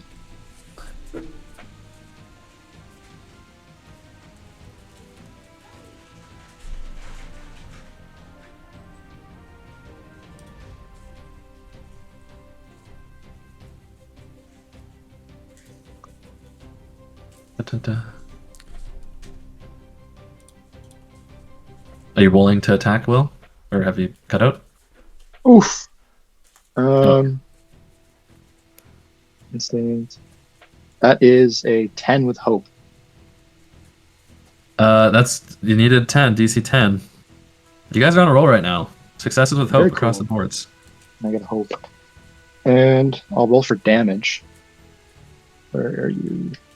There you are. That's a 7 magical damage. 7 magical damage. 2 HP for the swarm of crabs. You see 20 crabs sizzle in the or I guess the reverse of sizzle in the ice breath. They freeze. They freeze. Flash freeze. Ah. They'll be good eating one day. All right. Who wants to go next? I might actually. I'm gonna spend a fear, but you can do a quick thing if you want. As Leahy falls down, he was like, "The archer did not consider that he would land on a slippery surface." And he kind of lands on it. And I don't know what would happen, how thick the ice is, but he is pretty big. I don't know if he would plant himself, it would break, or I don't know what would happen, but I'll let you. You just go through ice and water straight into sand. Yeah, you had a success with hope, so you complete your action without any consequences. Nice. Superhero landing. Yeah, That's cool. All the ice shards kind of fly up. That's cool. Yeah. As you make a little divot in the sandy beach. I'm gonna quickly spend a fear just because I need to do some damage to you guys. Across the way, the coral monster slams the ground in front of Atlas, which knocks you back to far range. Wow. Oh wow, yeah. Flying. But then in a let's see here, and then mark a stress, Atlas. Yep. So yeah, you're pushed away. Perfect. And that's close range. Okay, that's good. Anyone else want to do something? I have a thing I could do. Atlas, you got knocked into the rest of the crabs. Oh, I got rock. Okay, so I'm knocked into the rest of the crabs. So these are just crab-sized crabs, correct? Like these aren't anything more special than a lot of small crabs. Yeah, they're. I think you guys. A lot minus 20. Okay, a lot minus 20. There was 60 to start, and now there's 40 apparently. Here's what I could do. I see myself surrounded by all these crabs. I have never seen a crab before. Yeah, I guess. I have never seen this before. I am like, what? I was looking around myself, and what I immediately do is I kind of jump into the air, and I'm going to use one of my elemental incarnations. I'm going to mark a stress, and I'm going to use my air incarnation. What's it called? Incarnation. I can hover, and I have advantage on agility rolls. So essentially, what I'm doing, I'm going to jump up, and I'm going to hover like a good foot or so. Okay. Above the ground. Yeah, I'll say the crabs can't attack you now. That's for sure. Yeah, so that's what I think I'm going to do. I'll give everyone else a chance. But I think that's what in this moment I'm just focused on all these little things I've never really seen before, so close to me. The archer seems Damien? to think you've grown. He looks and he's like, Rise up. I'm gonna attempt to get as close as I can to the humanoid thing. I don't know if I need to make some checks. You will have to make an agility check to get within melee range. How close are you trying to get? So melee range would be a check, and very close would be essentially. Yeah. Sure, I'll do that. Yeah, I'm gonna try to do like a small hop over the crabs, and go for Yeah. another hammer throw at it with the forceful push. Does the forceful push cost anything? No, I rolled and 20, 20. so I'm gonna go for an attack. Also, I guess I'll do that after. So that's another hope, also, right? As far as rules go. Yep. Oh yeah, that's 10. That's 13 damage. And I'm also gonna spend a hope as part of forceful push ability, and I'll make them temporarily vulnerable. Okay, so that's... You guys have advantage on them, I believe? Yes. So you have advantage on that. But he is knocked back pretty far away from the rest of everyone now. Oh, he's How far is pretty far? another Um, like Yeah, so he's been basically pushed back to the water line, and you guys are like now far range from the coral guy, but still very close to the crabs. That's what forceful push pushes him into far range. Is that what it was? yes, no, very to close range. Close range. Okay, so yeah, I'll do this. This is because you guys are annoying. Spend another fear to take the spotlight. Spend another fear to do an attack. Despite being pushed far to the water's edge, the coral monster kind of rips a piece of kelp out like a whip, and makes an attack against Damien to grab him. You're just within his range. 13 against your evasion. Oh yeah. Okay. And you 1d6. Okay. Where are my dice? 3. So the kelp wraps around you and he pulls you, yanks you into melee range of him, and he deals 7 damage to you. But he now has you wrapped up in kelp, and you are restrained. What does restrain mean? Let me just confirm because I'm never 1,000,000% sure. Pretty sure it's just you can't move, you can still make actions. Sick. If I may, Yes. I would like to do, I guess technically 2 things. The first thing will be to try and shoot an arrow at the restraints and see if that'll free Damien somehow. Yeah. And the You other can try. thing will be to have Nina try to attempt and like claw or bite the limb that the creature used to tangle up Damien. So kind of like free him and hit the hand that was doing the restraining. Okay, this is another. No, you can't do another tag team, right? I'm pretty sure it's only 1 per session. Is that a tag team? Okay, then I'll just try and free him. Well, can both of you make actions like simultaneously together, kind of thing? I didn't read anything against it. Sure. I mean, it's as long as it's just like 1 roll. You know what I mean?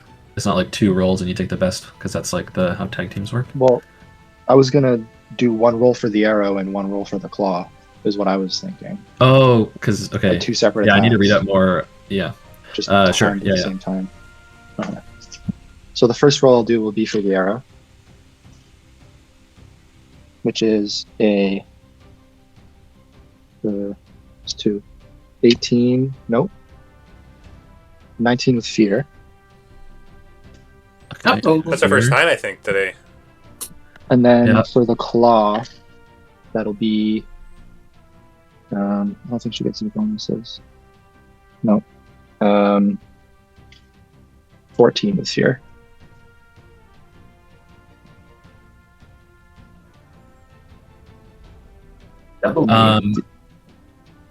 So with the double fear, you shoot your arrow and it hits the target of the kelp, but doesn't make it through the kelp to break it. And the consequence here is you don't get to deal damage with that attack, but Nina's claws come through and cut the kelp. But roll damage for the claws. That'll be 4 damage. Takes 1 HP. Damien, you are now free, but still within melee range of the guy. Because you rolled with Even fear, better. I will take an attack with the what do I want to do? Crabs or coral guy? I will do the crabs. We'll scutter back into the feet of Marcos here and do a quick little nibble. That is pretty good. 13 against your evasion. Ooh. It gets me. It gets you. I get you. You take 10 damage from their little claws snipping at your ankles. Oh, right. And now you have disadvantage on anyone other than the crabs. Oh my god. Right, I'm going to mark an armor to turn that to minor damage. Okay. These crabs, they pinch hard. Aye! R. I-R-A. A-B-A. Okay. Marcos is, upon getting pinched pretty fucking hard, like, got his toe pretty good there. Yeah. He's gonna turn tail and try to run around and away so that, like, they're more focused on the other people around. Okay. I'm sorry!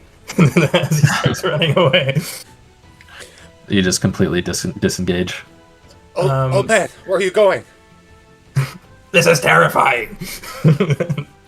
Then I'm going to turn around and hit the closest crab with one of my hand runes. It has like a range of very close. Okay, yeah. So I'll roll to do that. Yep, DC 10. Okay. Oh, baby. That is a 23 with fear. Oh, huge. Yeah, it was a 10 and an 11. Wow, yeah. And, okay, how much? I do D10?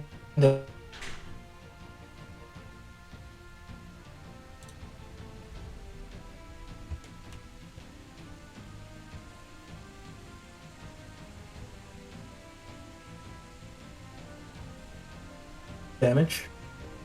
You know if I can do Lightning? this, because as an elementalist sorcerer, I can spend a hope and describe how it assists an action I make. I didn't do that, so I guess you wouldn't let me take a bonus.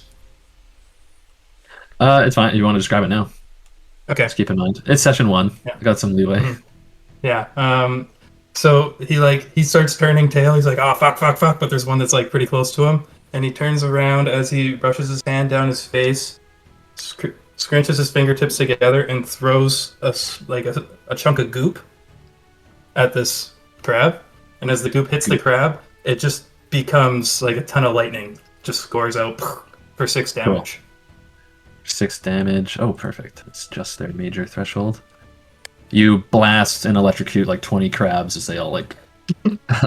the swarm of crabs is dropping down. So, yeah. From the fear you get, you see the lightning and the boat, and this just uneasy feeling of, oh, I probably caused that boat to crash.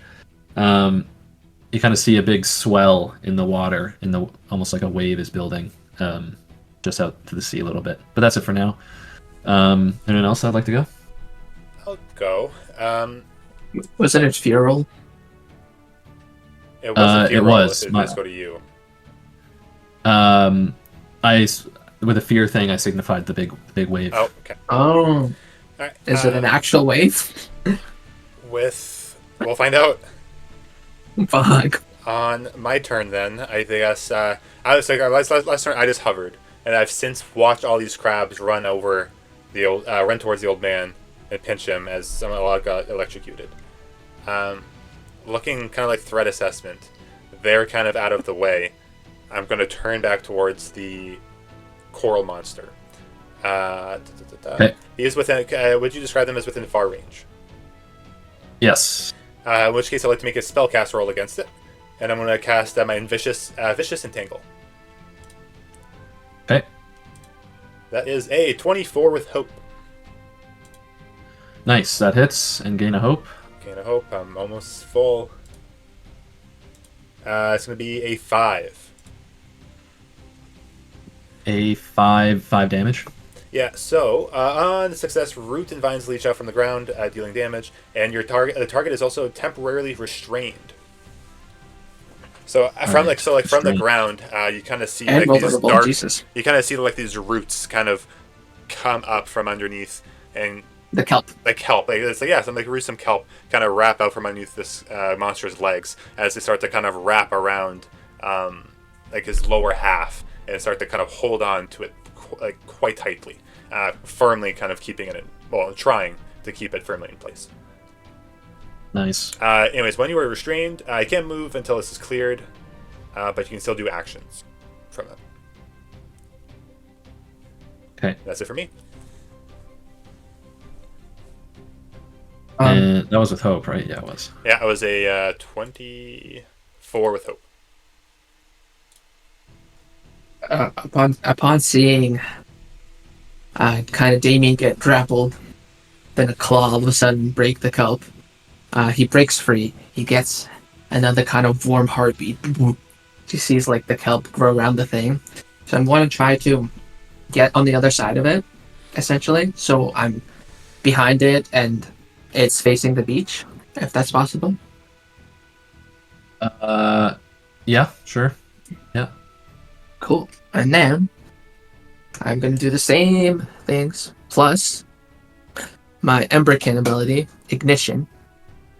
Marcus stress to wreathe your primary weapon in flame until the end of the scene. With a blaze, it gives off a bright light and grants 1d6 bonus damage against damage rolls of targets within melee range. So essentially, as I feel the heartbeat, my blood pumps, almost like lava flows through me into the weapon as the hammer piece begins to glow hot red. And as I get behind it, I use Spirit Weapon and Forceful Push on it, hoping to hit it hard and push it towards the beach, so it's out of the water more. It currently is also restrained, so it might have a hard time getting pushed. I get, but it is vulnerable also, though, right? I don't think it's vulnerable. I think it's just restrained. Just restrained. For my other attack. It's yes, your other attack, yeah. Oh, right. So it's advantage, you said? Yes. I believe that's what And it how is. does advantage work again? D6. Add a D6. D6, okay. Mm-hmm. Cool. So that's... I mean, I didn't need it. 20, 23, 22 with hope. Nice. And Got him. so this is what happens. The D12 for the hammer, D6 for the forceful push, and a D6 for the fire damage. Damn. I'm starting to think Damien might be a heavy hitter here. That plus 4. Yeah, I'm 14, gonna need to look up these forceful push shenanigans. 15. Yeah. Nope, 15 damage. I'm wrong. 20 damage. Wow. Damn. Level 1, too. And you spent the hope to Yes. do that extra D6? Yeah, okay. Nice. Yeah, finish him. And I took a stress also. Finish this ignition. coal monster.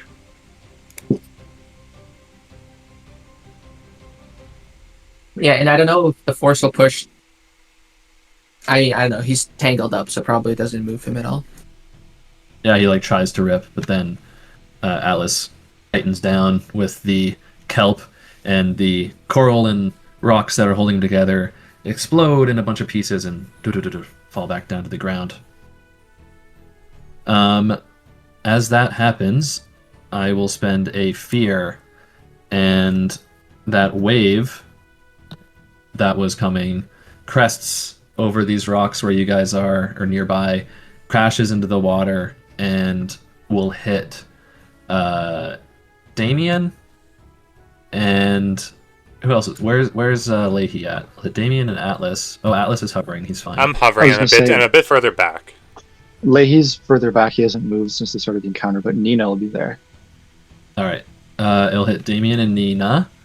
And you guys simply just take 6 damage from the wave. I just kind of like float above the waves as they come in. I'm gonna Yeah, like the water rushes beneath your feet. I'm gonna mark an armor to make it 0 damage, and it kind of looks like my skin heats up, and the wave kind of essentially evaporates as it passes through me. Yeah. It like So instantly Nina's gonna- boils on your skin. Nina's gonna try and avoid it. She's gonna like start flapping her wings aggressively, but she gets caught in it and takes Yeah, damage. and she gets pushed back far. Same with you, Damien. So now you guys are pushed far away from the water. Kind of close to where the crabs are now. You're in the mix with the crabs a little bit. But as the wave settles, it reforms into this amorphous mass of water as a minor water elemental, forming in front of you guys. Oh god. Yeah.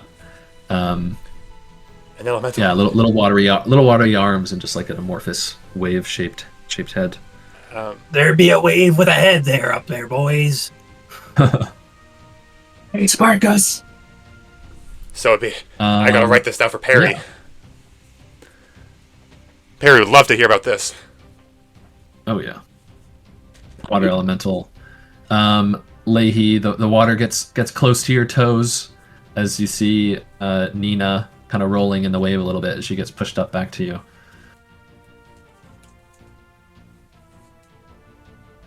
If he can, he'll just attempt to like stick out his arm so that she can climb up onto his shoulders or something. Get out of the Yeah, water. I'll say you can do that.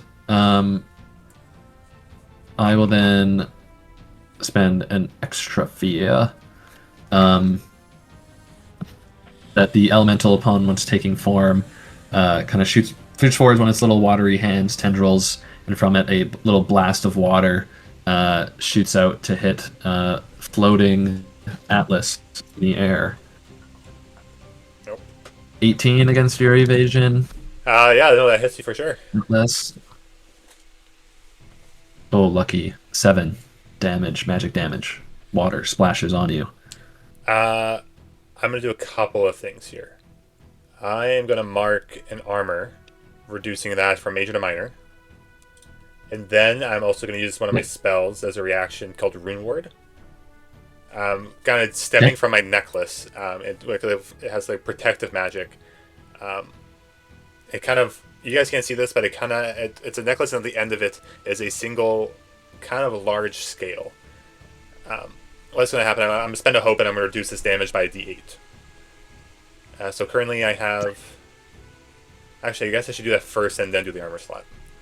So yeah, I'm going to use this spell if I can. Okay. Spend a hope. Roll d8. That is a 2. So let's reduce it from... What is that? Let's reduce it from major to minor, and then I'll use the armor to get that from minor to nothing. Big plays. Huge plays. Seems to me like Atlas might be a tank. I might be like an unintentional tank. My guy is not built for it, but yeah, we'll see. Same. De facto tank. Yeah. Leahy, the crabs start scuttering towards you, and Ina, what do you do? Assuming there's water all around us, Yeah, you're in Leahy's about gonna like use that. just a few inches. Leahy's going to use that to his advantage, and same thing again. He's just going to jump without Nina's help because she's still recovering from her experience with the water. He's gonna jump and attempt to freeze around the crabs. Maybe more gets frozen. I don't know because there's water around. But yeah, he'll just do that. Okay, yeah. That is a 18 with hope. 18 with hope. Go Oof, for it. 1 damage. 1 damage. 1 measly damage. You take out some more crabs though. There's only about 10 left. They're scuttering around. Anyone else? If I can, I'd like to attack the coral monster, or I guess there's 2 of them now. Well, it's a water elemental now. Yeah. As the coral monster. Wait, what happened to? I'm gonna miss that. It's still there, right?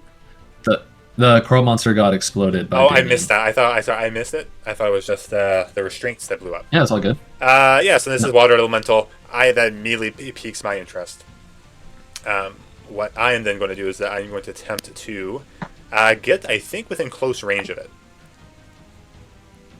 Okay. Right now I'm far, Well, so if I'm able to move, I'd like to.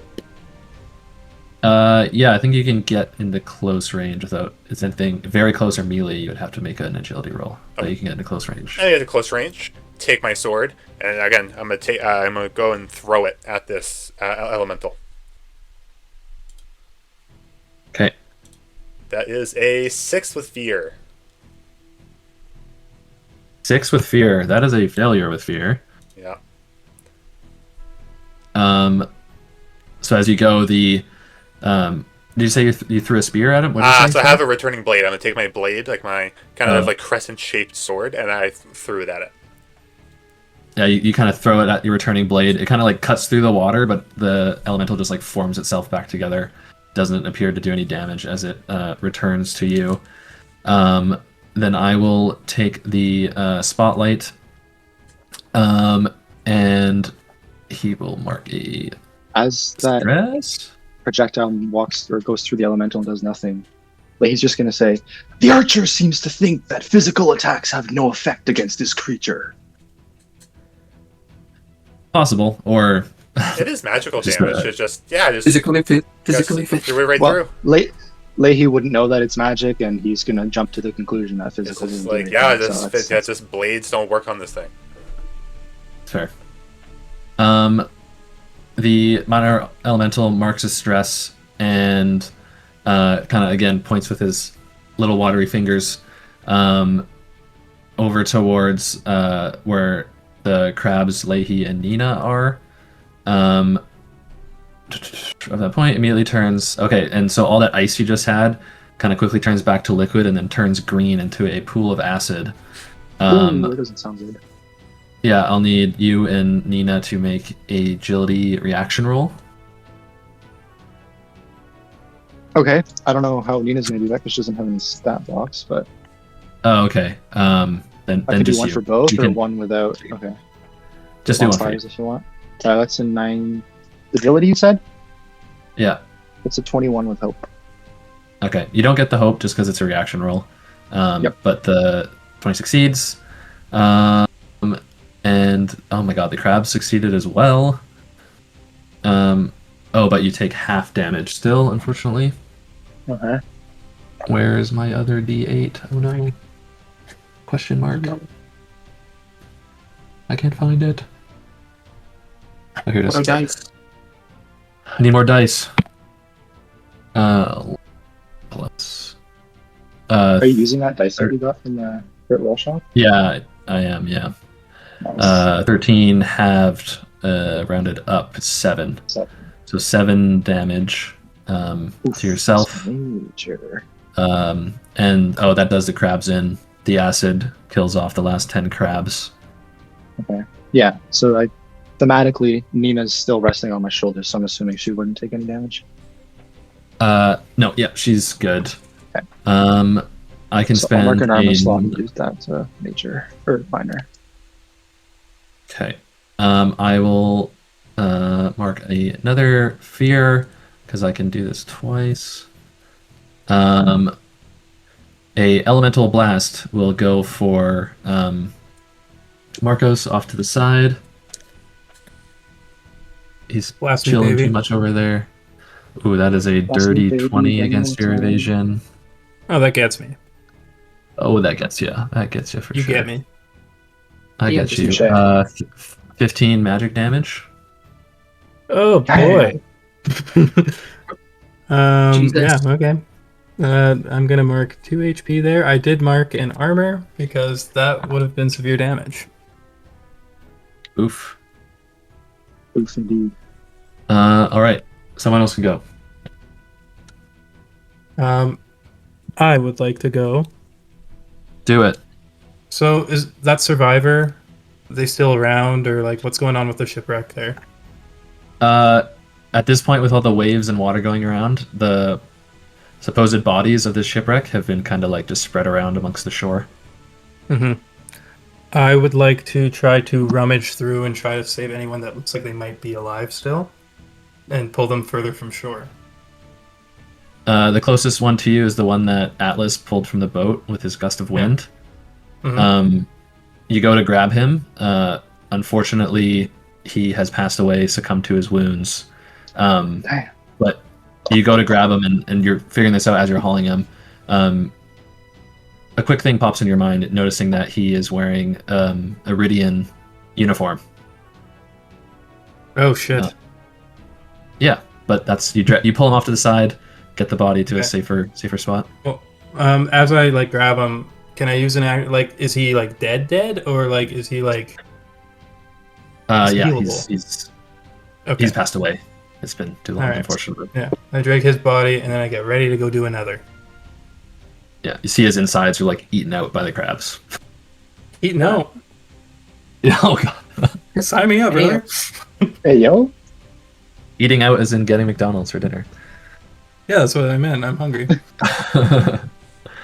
McDonald's. Would you like to do another action? You kind of did a little. I would like to keep doing that with like every person. Okay. I'm not focusing on this big being. I'm trying to save townspeople because I know Lighthouse. Yeah, so we'll say as everyone's kind of fighting, you're taking a few seconds to run around, grabbing the bodies, and yeah, they're all dressed in Iridian Empire garb, cloaks and armor and such. But no searching them or whatever. That's just what you see as you do that. Yeah, someone else would like to go. The water elemental is moving up the beach, the shore, keeping a pool of water kind of around it.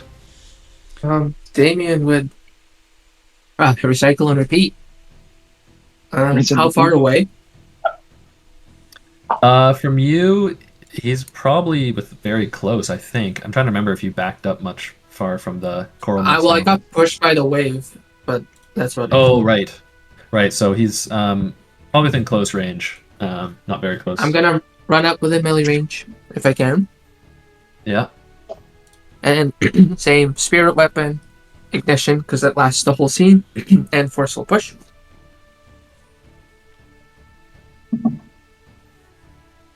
Ooh, okay. 20 with fear. So no push. What is rolling with fear? Is that just a fear for you, or is that a stress for me too? No, I got a fear. On a success, you deal damage and knock them back to close range. It's only on a success with hope you get the extra d6. Yeah. So just do your regular damage, no extra d6. D6 from ignition still. From what, sorry? My ignition fire thing from Emberkin. Oh, is that something It- you okay. Yeah. Gotcha. Yeah, I used it last account or last thing, and it lasts the whole scene, end of the scene. Okay. So damage.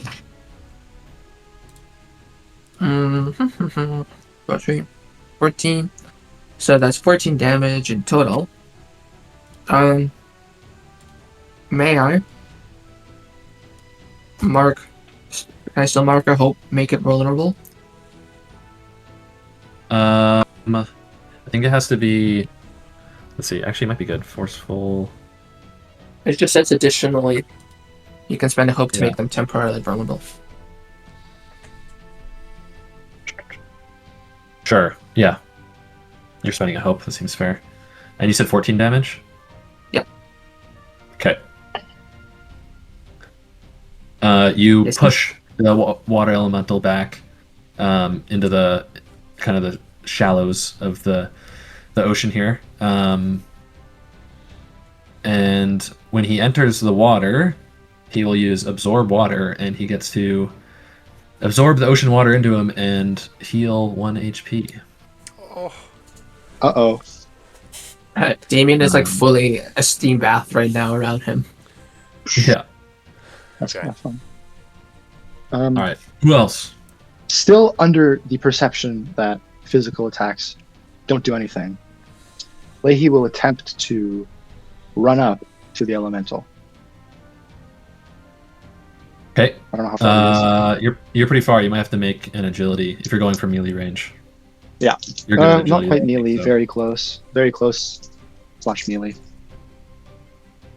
I don't quite need melee. But I'll roll either way. Uh-oh. That's a 14 with fear. I gain a fear, but you make it there. Okay, because you Feel gain a fear, I'm sure. assuming that means I can't do an action, or can I do an action? I'll just say you take a stress in this moment. It's your first battle in a while. It's a lot on you. So, what I'm going to do is use my ice attack against it. My ice breath. Oh, okay. Yeah. And I'll spend a hope to get my ranger's focus if I hit. Okay. So it's kind of like a hunter's mark. But... Oof. Sorry, boys. That's a 16 with fear. I gain a fear. I can take it. It does hit though. DC 13 to hit him. Okay, and that'll be 4 ice damage, and they are now under my focus. So when I deal damage to them, they must mark a stress.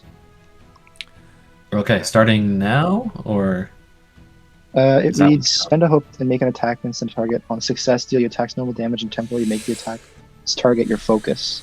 Until this feature ends, or you make a different creature your focus, you gain the following benefits against your focus, and among them is, when I deal damage to them, it must mark a stress. So I don't know I'll if say that's it's after the the next damage or turn. before. just the next time. It is now marked. That was a success with fear though, correct? Yeah, 2 successes. with fear. All right. Who is close to it right now? It was vulnerable also, so does it get advantage for Will? I hit anyway, I hit so it anyways, doesn't matter. Yeah, he hit anyways. But yes, it I would guess, be. yeah. I'm gonna actually, with that fear, I'll spend a fear. Double fear. As the elemental still kind of in the water had healed itself, it will kind of regain its balance, so to speak, and will I'll spend a fear to drop the vulnerability. Ah, fuck. Nice. okay. I have an action, if I'm able to. I would like to do it immediately after Will's. For it to work. Okay. Well, he just went, so if you want to go. Yeah. So what I would like to do, do a couple of things. I am going to mark a stress and change my channel element from air to fire. So kind of as I'm kind of clocking the same thing as, as Leahy here. Maybe blades aren't the way to do it. I'm going to change from air to fire. Now with kind of my extremities, my weapons are starting to have like the sheath of fire on them. If I hit with melee damage, they take extra damage. T10 actually. Now, Okay. what I'm also going to do, I'm going to mark 3 hope, and I'm going to beast, beast form, and I'm going to turn myself into There a you go. jackal. Ooh. Jackal. I'm turning myself into a jackal. And so as I lose my ability to hover, I fall into the water. As I fall in, I turn into a jackal. But now with my claws and my Sick. teeth, kind of have like this aura of fire on it. As like kind of like my fur is kind of like the water is steaming off of my body. Hell yeah. From there, I'm going to go in and I'm going to attempt to take a melee attack. I'm going to go in and I'm going to try to bite this water elemental. Okay. Go for it. I gotta roll some dice here. My God, what is this? This is a. How do I hit with this? Sorry, I gotta go back. Here it is. This would be a D plus 2, and it does no longer has advantage. Oh, Yeah, no more advantage. it's a 5 with hope. Okay, that is a failure with hope. Yeah, it's a failure with hope, unfortunately. But I gain a hope. Yeah, I guess that's the end of my turn. I would have done a ton of damage if I could land it, but another time. The elemental kind of absorbs into the water and appears up behind you in a bit of a wave, and then we'll do a wave action. We'll blast a large wave against all creatures within close range. Damien is within close range, I think. I think we're all right, Yeah. So All is Leaghy. everyone except all but except for Marcos. Marcos. the old man. Targets magic damage or not at far range. Okay. Make attack against all targets. Okay, does a 12 hit anyone? Yep. Doesn't hit me. If it matches, what happens? Still hits. Then it hits. Yeah, so then it hits me. So where is it? So those got hit take 8 damage, magic damage, and are knocked back to far range. Far range. Oh wow. I'm gonna take Damien, another. you got that? No, I take the damage, but I'm gonna take the armor slot. Uh, Again, steam comes off of me as the water belt's still pushing me with the force back. This guy just won't take a shower. I'm gonna use my ruin ward ability still. I'll spend a hope, reducing the damage by 7. Okay. And then I will. Ooh, I guess I'll just mark an HP. I'll mark an armor slot. Go that from minor to nothing. Gameplay question. Yeah. So you know how you can spend a hope to help people have advantage on hitting? Is there a way you Yeah. could like spend a hope to help people avoid a skill check? Is that something you can do? You can give them advantage on the skill check. Oh, we didn't roll Um, it. I don't know about entirely avoiding it though. Okay, yeah, that's what I meant. Giving advantage, not avoiding. But yeah, you can always Cool enough. spend Okay. hope to give people advantage. 100%. Nice. Damien Yeah, go ahead. is burning up. He's having a blast. First time that, like, for himself, he's having a true blast.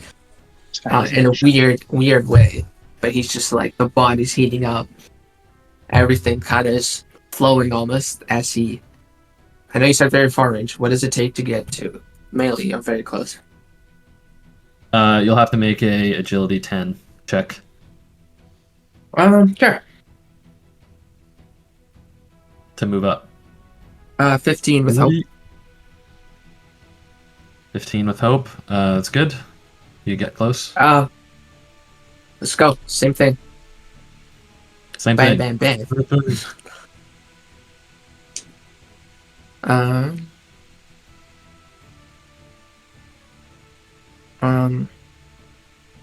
13 with hope.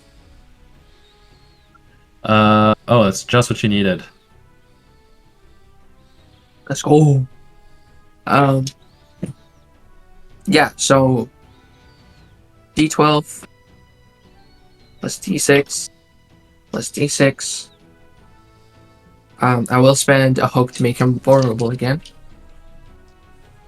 Okay. Ooh. 19 damage and vulnerable Holy.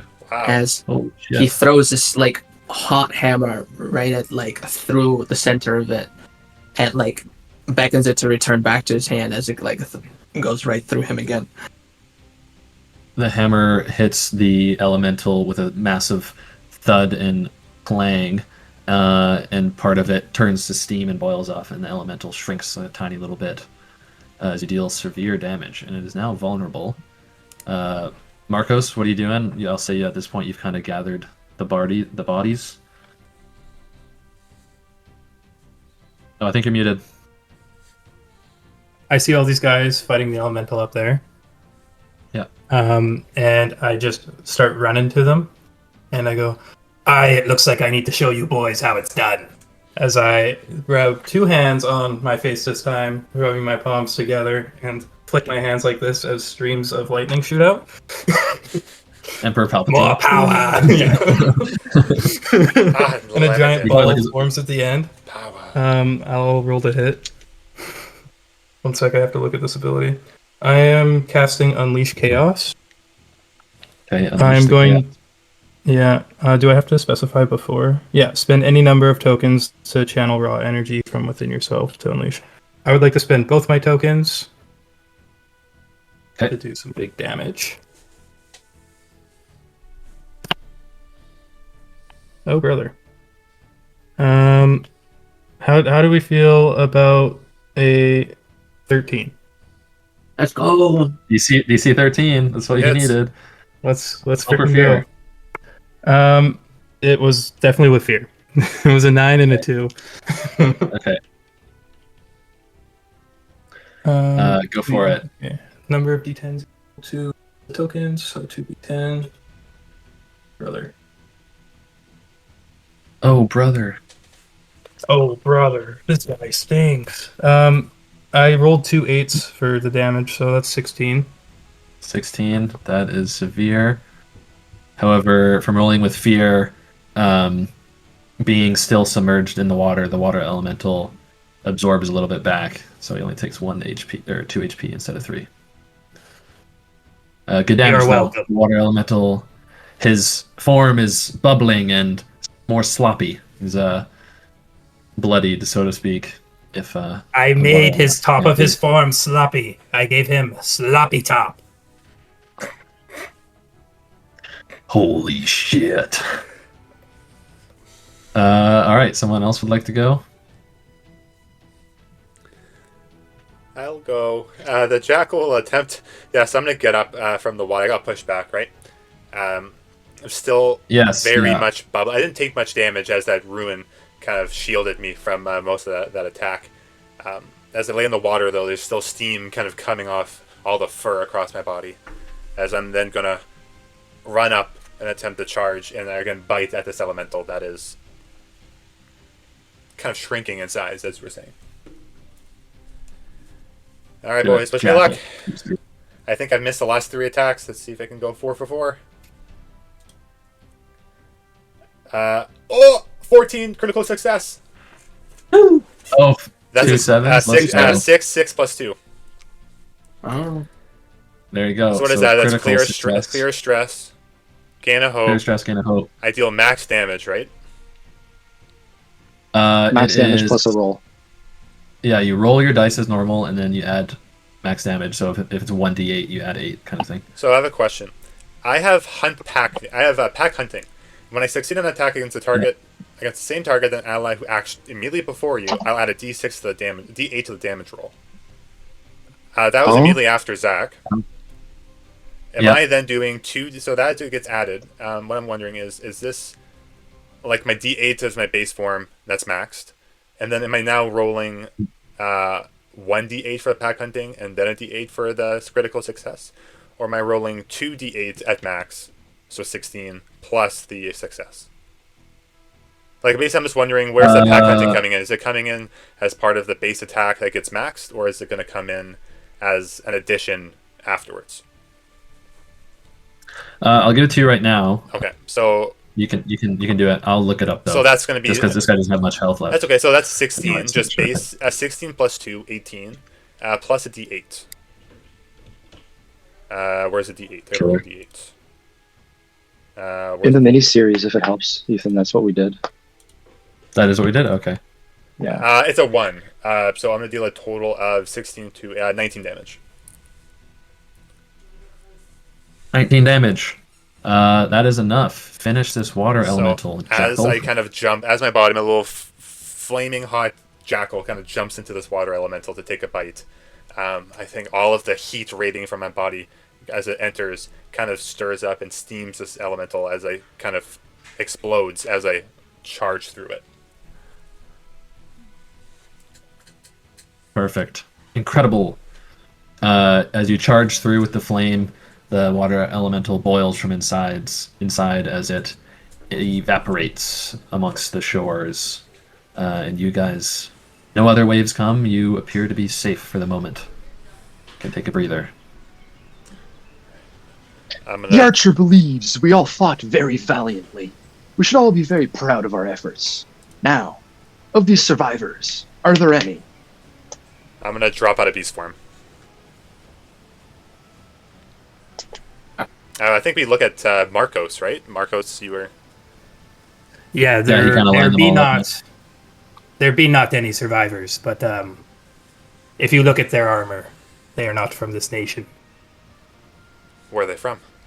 Do they look like they're in like battle gear? I didn't like check any of that out. Like, can I kind of investigate what looks like the leader's body? Yeah, so you kind of gather, and judging by the size of the boat, you think there could have held like 6 people. You kind of only find 3 bodies and then some extra body parts, assuming from someone else. Of the 3 bodies, you see one who's in just some like light leather armor, and then the other 2 seem to be in like scholarly robes.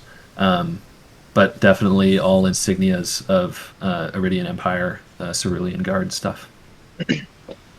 The Archer does seem to think that this quarrel between nations is nothing but a futile conflict. As he says that, I'm just gonna casually hope that they spark a conversation. And amongst those body parts, were any afoot? A foot? Roll a luck check or whatever. Roll a d12. Okay. An Oleg check? While Yeah. that happens, Leahy's going to realize where he is, which is in the water, and he's going to beeline it away. Okay. Run up the shore. Tippy tap out Roll. of the water back to the grass. Yeah. What'd you roll? 10. 10. You found a foot. That's like All right. This will be evidence, and he puts it into his cloak. All right. You gather a foot. Follow-up question. Yeah, go ahead. That original arrow Leahy shot at the coral monster, was it washed away by chance, or is it still there? How about you roll a luck check? Roll a d12. The 1d12? Okay. Yeah, 1d12. 8? 8? Ground. Yeah. Actually find it. It got washed up into the reeds. Okay, However, it's well- broken. I'll have Nina go collect it anyway. Okay. Or like the tip snapped off. Okay. Yeah, so as you guys look before you, some Iridian members, and, you know, knowing you guys are in Delica and the borders above you guys, this is kind of a weird finding. Leahy, or sorry, not Leahy, Damien, Atlas. Yeah. You see one of the robed scholars, Iridian scholars, Yep. has like a little notebook like poking out of one of his pockets. Yeah, I'm gonna kind of kneel down and grab it out of his pocket. You kind of flip through this little notebook in this guy's pocket, and you realize that in this notebook is like notes on elemental rifts and kind of them looking for them, and you gather some things of essentially the Iridian Empire has been interested in these rifts and has sent this little crew looking for more rifts in Delica. They're looking for a rift to the water plane specifically, but their boat crashed. Well, it seems like everything's coming up, Atlas. Guys, looking over this journal here, I found out this scholar. It seems like these soldiers were out looking for something. I fear this might not be the only time we run into this water elemental. There might be more, and I think these soldiers were looking for where they're coming from. Out of self-interest, the Archer believes that we should try and steer clear from these large bodies of water at all costs. as you say that, you kind of see, still in the water, Damien is kind of holding his hammer, and he's kind of still bathing in uh, the feeling that he's never really had, except to his knowledge, when crafting the hammer, of this just pure energy flowing through him. And you see his like fire or hair's kind of like lit up now. And you see what his regular hair is like, where it's like almost like a small flame on top of his head, as like hair wisp and stand up. And he's just kind of standing there, silently, kind of embracing the moment, or like the adrenaline rush he essentially had, cursing through him, completely ignoring any conversation outside.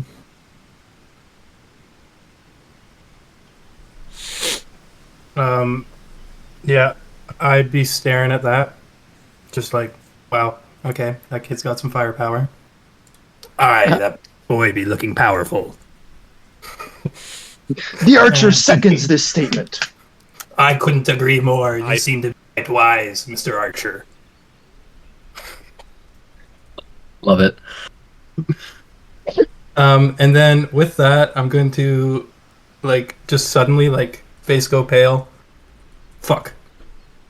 I think we should maybe leave before the guards come. Everybody into the lighthouse. I kind of motion like and start heading towards the lighthouse. I like, nod and like, yeah, let's go. Damien hears Marco's voice as he like starts wading through the water finally. And as he comes out, he's essentially dry almost, and sheaths his little hammer that's now just a handle almost, and then puts it in and starts walking. And his eyes are like just like almost fully dilated. So Leahy's gonna collect the broken arrow from Nina, and then he'll kind of insinuate that he wants her to stand lookout, so she'll fly to the top of the lighthouse. And I don't know if there's like kind of like a balcony that goes around the light, you know? Yeah. There's like Hang out a up there. 360 degree essentially Yeah. at the top. Kind of hang out up there and just make sure that we don't get jumped on, because Marcos obviously seems stressed about something.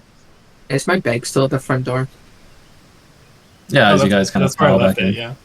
Oh, yeah, so I knew if anyone grabbed it. I instantly kind of like, as I see the bag, my mind is like, shit, my belongings. I go quickly to pick it up. I look at Marcos and say, hey, what? I threw it inside the place. What? Why'd you take it out? That'd be exactly where you put it. I mean, I thought it was a weird spot to put a bag, but at the end of the day, that's just what happens. Marcus, I've stayed here so many times. What? That's Who are literally... you? That's my room over there. What do you mean, who am I? Marcus, what's going on with you? Can I roll, I don't know, knowledge? Insight check. Do I see anything? Recollection? Listen, kid, can we go, talk in my room? My master typically said not to go in the room with other old men, but the master has passed away, so... Yeah, no, I mean, your house, your lighthouse, come on. Just, can I leave this in that spare room in the bottom that you usually get me to stay in with my old master? Aye, yes. Okay, thank you. Okay. I toss the bag into there again. All right. Zach, you do, like I said, you do recognize him, so like the stuff he's saying is kind of making sense. Yeah. But yeah. Yeah, he's kind of tripped up upon hearing the master died. Like, it just makes him think a little bit of Marcos, and he's like, Oh, yeah. shit. He's like, kid, I need to tell you something. What's up, old man? Well, and I'd like to, like, rub my hand on my face and, like, cast magic to change my form to Glint, which I have drawn right here. Oh, wow. Hey, class. Glint. Glint. He takes... Can you give David a brief description of Glint form for audio? For the folk who can't hear? Yeah. When we become famous, obviously. Yeah, for the folks in the back. So Glint has like some pretty sharp elvish features. He has long gray hair that kind of snakes over the fronts of his shoulders, but it's still hidden in like the cloak he's wearing over his head.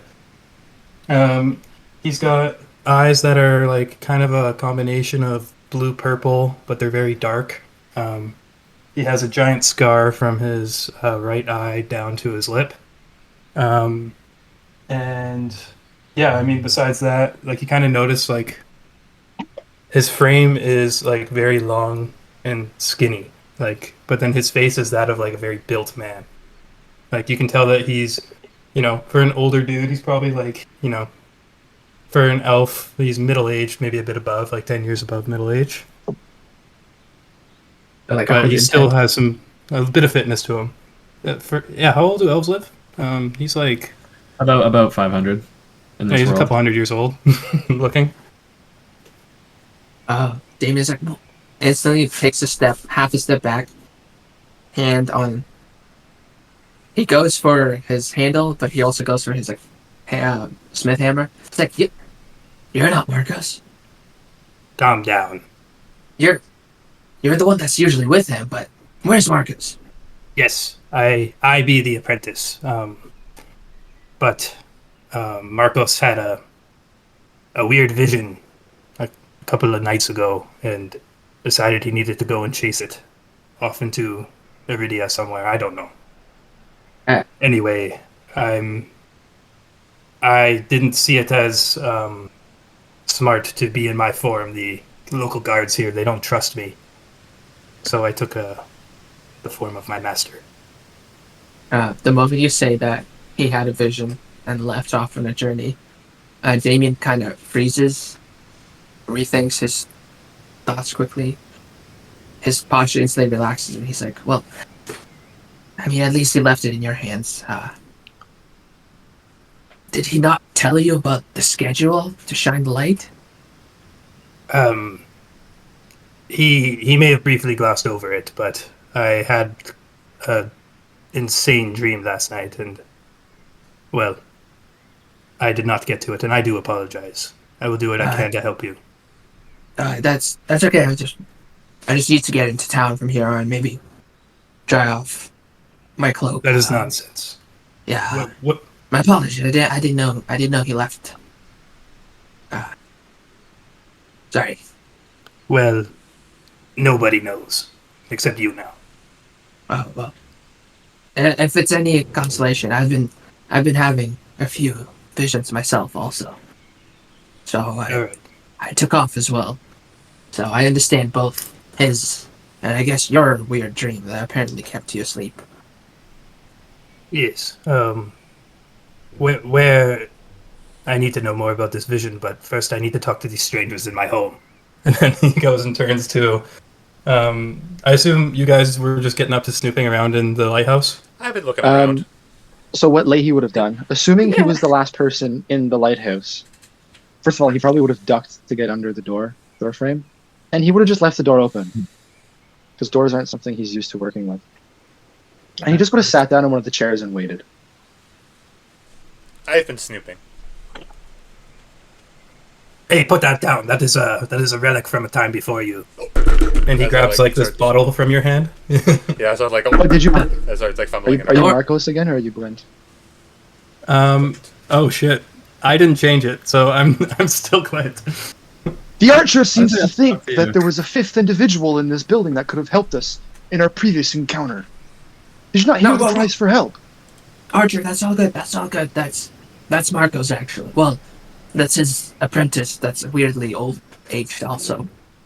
The Archer seems to think that the old man does not resemble Man. this person at all. Yeah, no, he explained the whole thing. It is what it is. Leahy looks over at Atlas, because he knows Atlas knows Damien, and he asks, the Archer seems to think that Atlas trusts Damien. Does that mean the Archer can trust Damien? I've known Damien for a long time. He trusts this man. I'm inclined to trust him as well. I mean, yeah. The Archer seems to think that is a valid response. Oh, that's good to hear. Thank you, Archer. Anywho, I better start heading into town. I need to. And he now goes to reach for his bag, starts putting on his cloak. I gotta sell these off and continue my journey. Are you headed that way as well, or are you taking a breather here? The Archer and Atlas were on their way to San'Thir as well. I don't know what Atlas is doing, but I'm just walking around, exploring, meeting people. As you guys If you want bring to this meet up, people, as you guys bring this up, talking about preparing for your next move, through the now open door, floating in the wind, a little piece of parchment floats into the room, rests on the floor between you guys. Someone like to grab it? Atlas draws his bow. Glint goes down, being it's his abode, grabs the piece of paper. Glint, you look at it, and it is a flyer. It says it has like this nice green and beige coloring, plant and floral design on it, and it says at the top, "The matron mother brings the spring tide," and then below it says, "The San'Thir Green Wake Festival, full of festival games, seasonal market goods, and the sacred boat offering. One free drink included upon redemption of the flyer. Visit the Queen's Emerald." And most of you will know this as the Green Wake Festival is a Delican-wide event that happens on the spring solstice, the first day of spring. Today is the first day of spring, and that is the flyer for the Green Wake Festival. That has just flown into the house. Knowing of this festival, are there any like competitions involved in this Yeah. festival, or is it? Oh yeah. It says on the flyer, be a contestant in the festival games and things like that. The Archer would love to become part of these festival games. I think we should leave at once. yeah, this festival is quite the thing. We typically, in the old days, my master and I sold quite a lot of our goods there. I never got to participate. Unfortunately, too busy. This is in San'Thir, right? Yeah, so nearby, obviously, but Well, I was meant to go to San'Thir anyways. Might as well stop for a drink along the way. Damien, you are of large stature. The Archer seems to think we should set up a wager. As he stands up, towering over everybody else. I mean, I wasn't big on gambling. I've made a couple of silly bets, but hey, I'm on an adventure. What do you got in mind? The Archer proposes that whoever can win the most festival games shall acquire something known as bragging rights. Yeah, actually, funny enough, I've lost many competition to those bragging rights to one of my close friends back home. May I suggest, and I shake the bag with all the goods, I need to deal with these first, give them to the right customers, and then I'm all good for a fun evening, night, whatever we got going. These need to go so I can actually get some funds for this journey. Glint, are you manning the house, or what's... I mean, I think we can all speak for me here and say that I'm pretty bad at lighthouse manning. I didn't want to say it. You're not the best apprentice I've ever seen, but hey, Marcus was a good man. To be honest, this You place know is the kind of a saying. mess. You shut your mouth. You know the saying, you can't teach a dog old tricks or something like that. I don't know. Anyway, basically, I don't think I should be here anymore, and especially considering the heat that will come from those dead Aerendir soldiers, I would not stand the test of time for interrogation. The Archer knows not what you mean by heat coming off those dead bodies. Is that a property of what you call Aerendir soldiers? They heat up after they die? Yes. Fascinating. Hey, Marcus, perhaps we might... Yeah, I see you're good at copying Marcus's appearance. Do you know his writing style? Maybe we'll put up a note saying lighthouse closure till further notice. Board it up. It's the least we can do. It'd be done. But I do think that would raise suspicion, so I will change my physical form if I'm to join you in a crowd. And he changes his face to look like younger, about your guys' age. Similar kind of face, but like just very de-aged, no scar, no elvish ears, just like a young-looking, brown-haired dude. So Leahy wasn't paying attention to this, and he goes, "The archer seems to think there's an additional person here. Who are you?" I am your long-lost brother. He looks kind of confused. My name is Yar. The archer is delighted to find out he has a long-lost brother. He's very pleased to meet you. Shakes his hand. Damien kind of looks at Atlas weird and goes, I shrug. It's like I've been. What's wrong with him? It's been like this for weeks. Just imagining Atlas going along for weeks alongside Leahy. just like, at least I got protection. Yeah, I don't know, man. He's tough. He has a I'll let you dog. guys know. He has a dog. Yeah. All right. Oh yeah, speaking of the Everyone dog, has heading to anything town? happened outside? What the Yeah. dog doing? What the dog Nothing doing? outside, no. I mean, the bodies are all nicely lined up on the beach. Are they warming up as... No, as you go to leave, Leahy Wouldn't quickly specify? checks, and the bodies are actually quite cold. Opposite of warming up. I'm going to put down a note. Yeah. Glint, liar. Amazing. How are we doing for time, Oleg?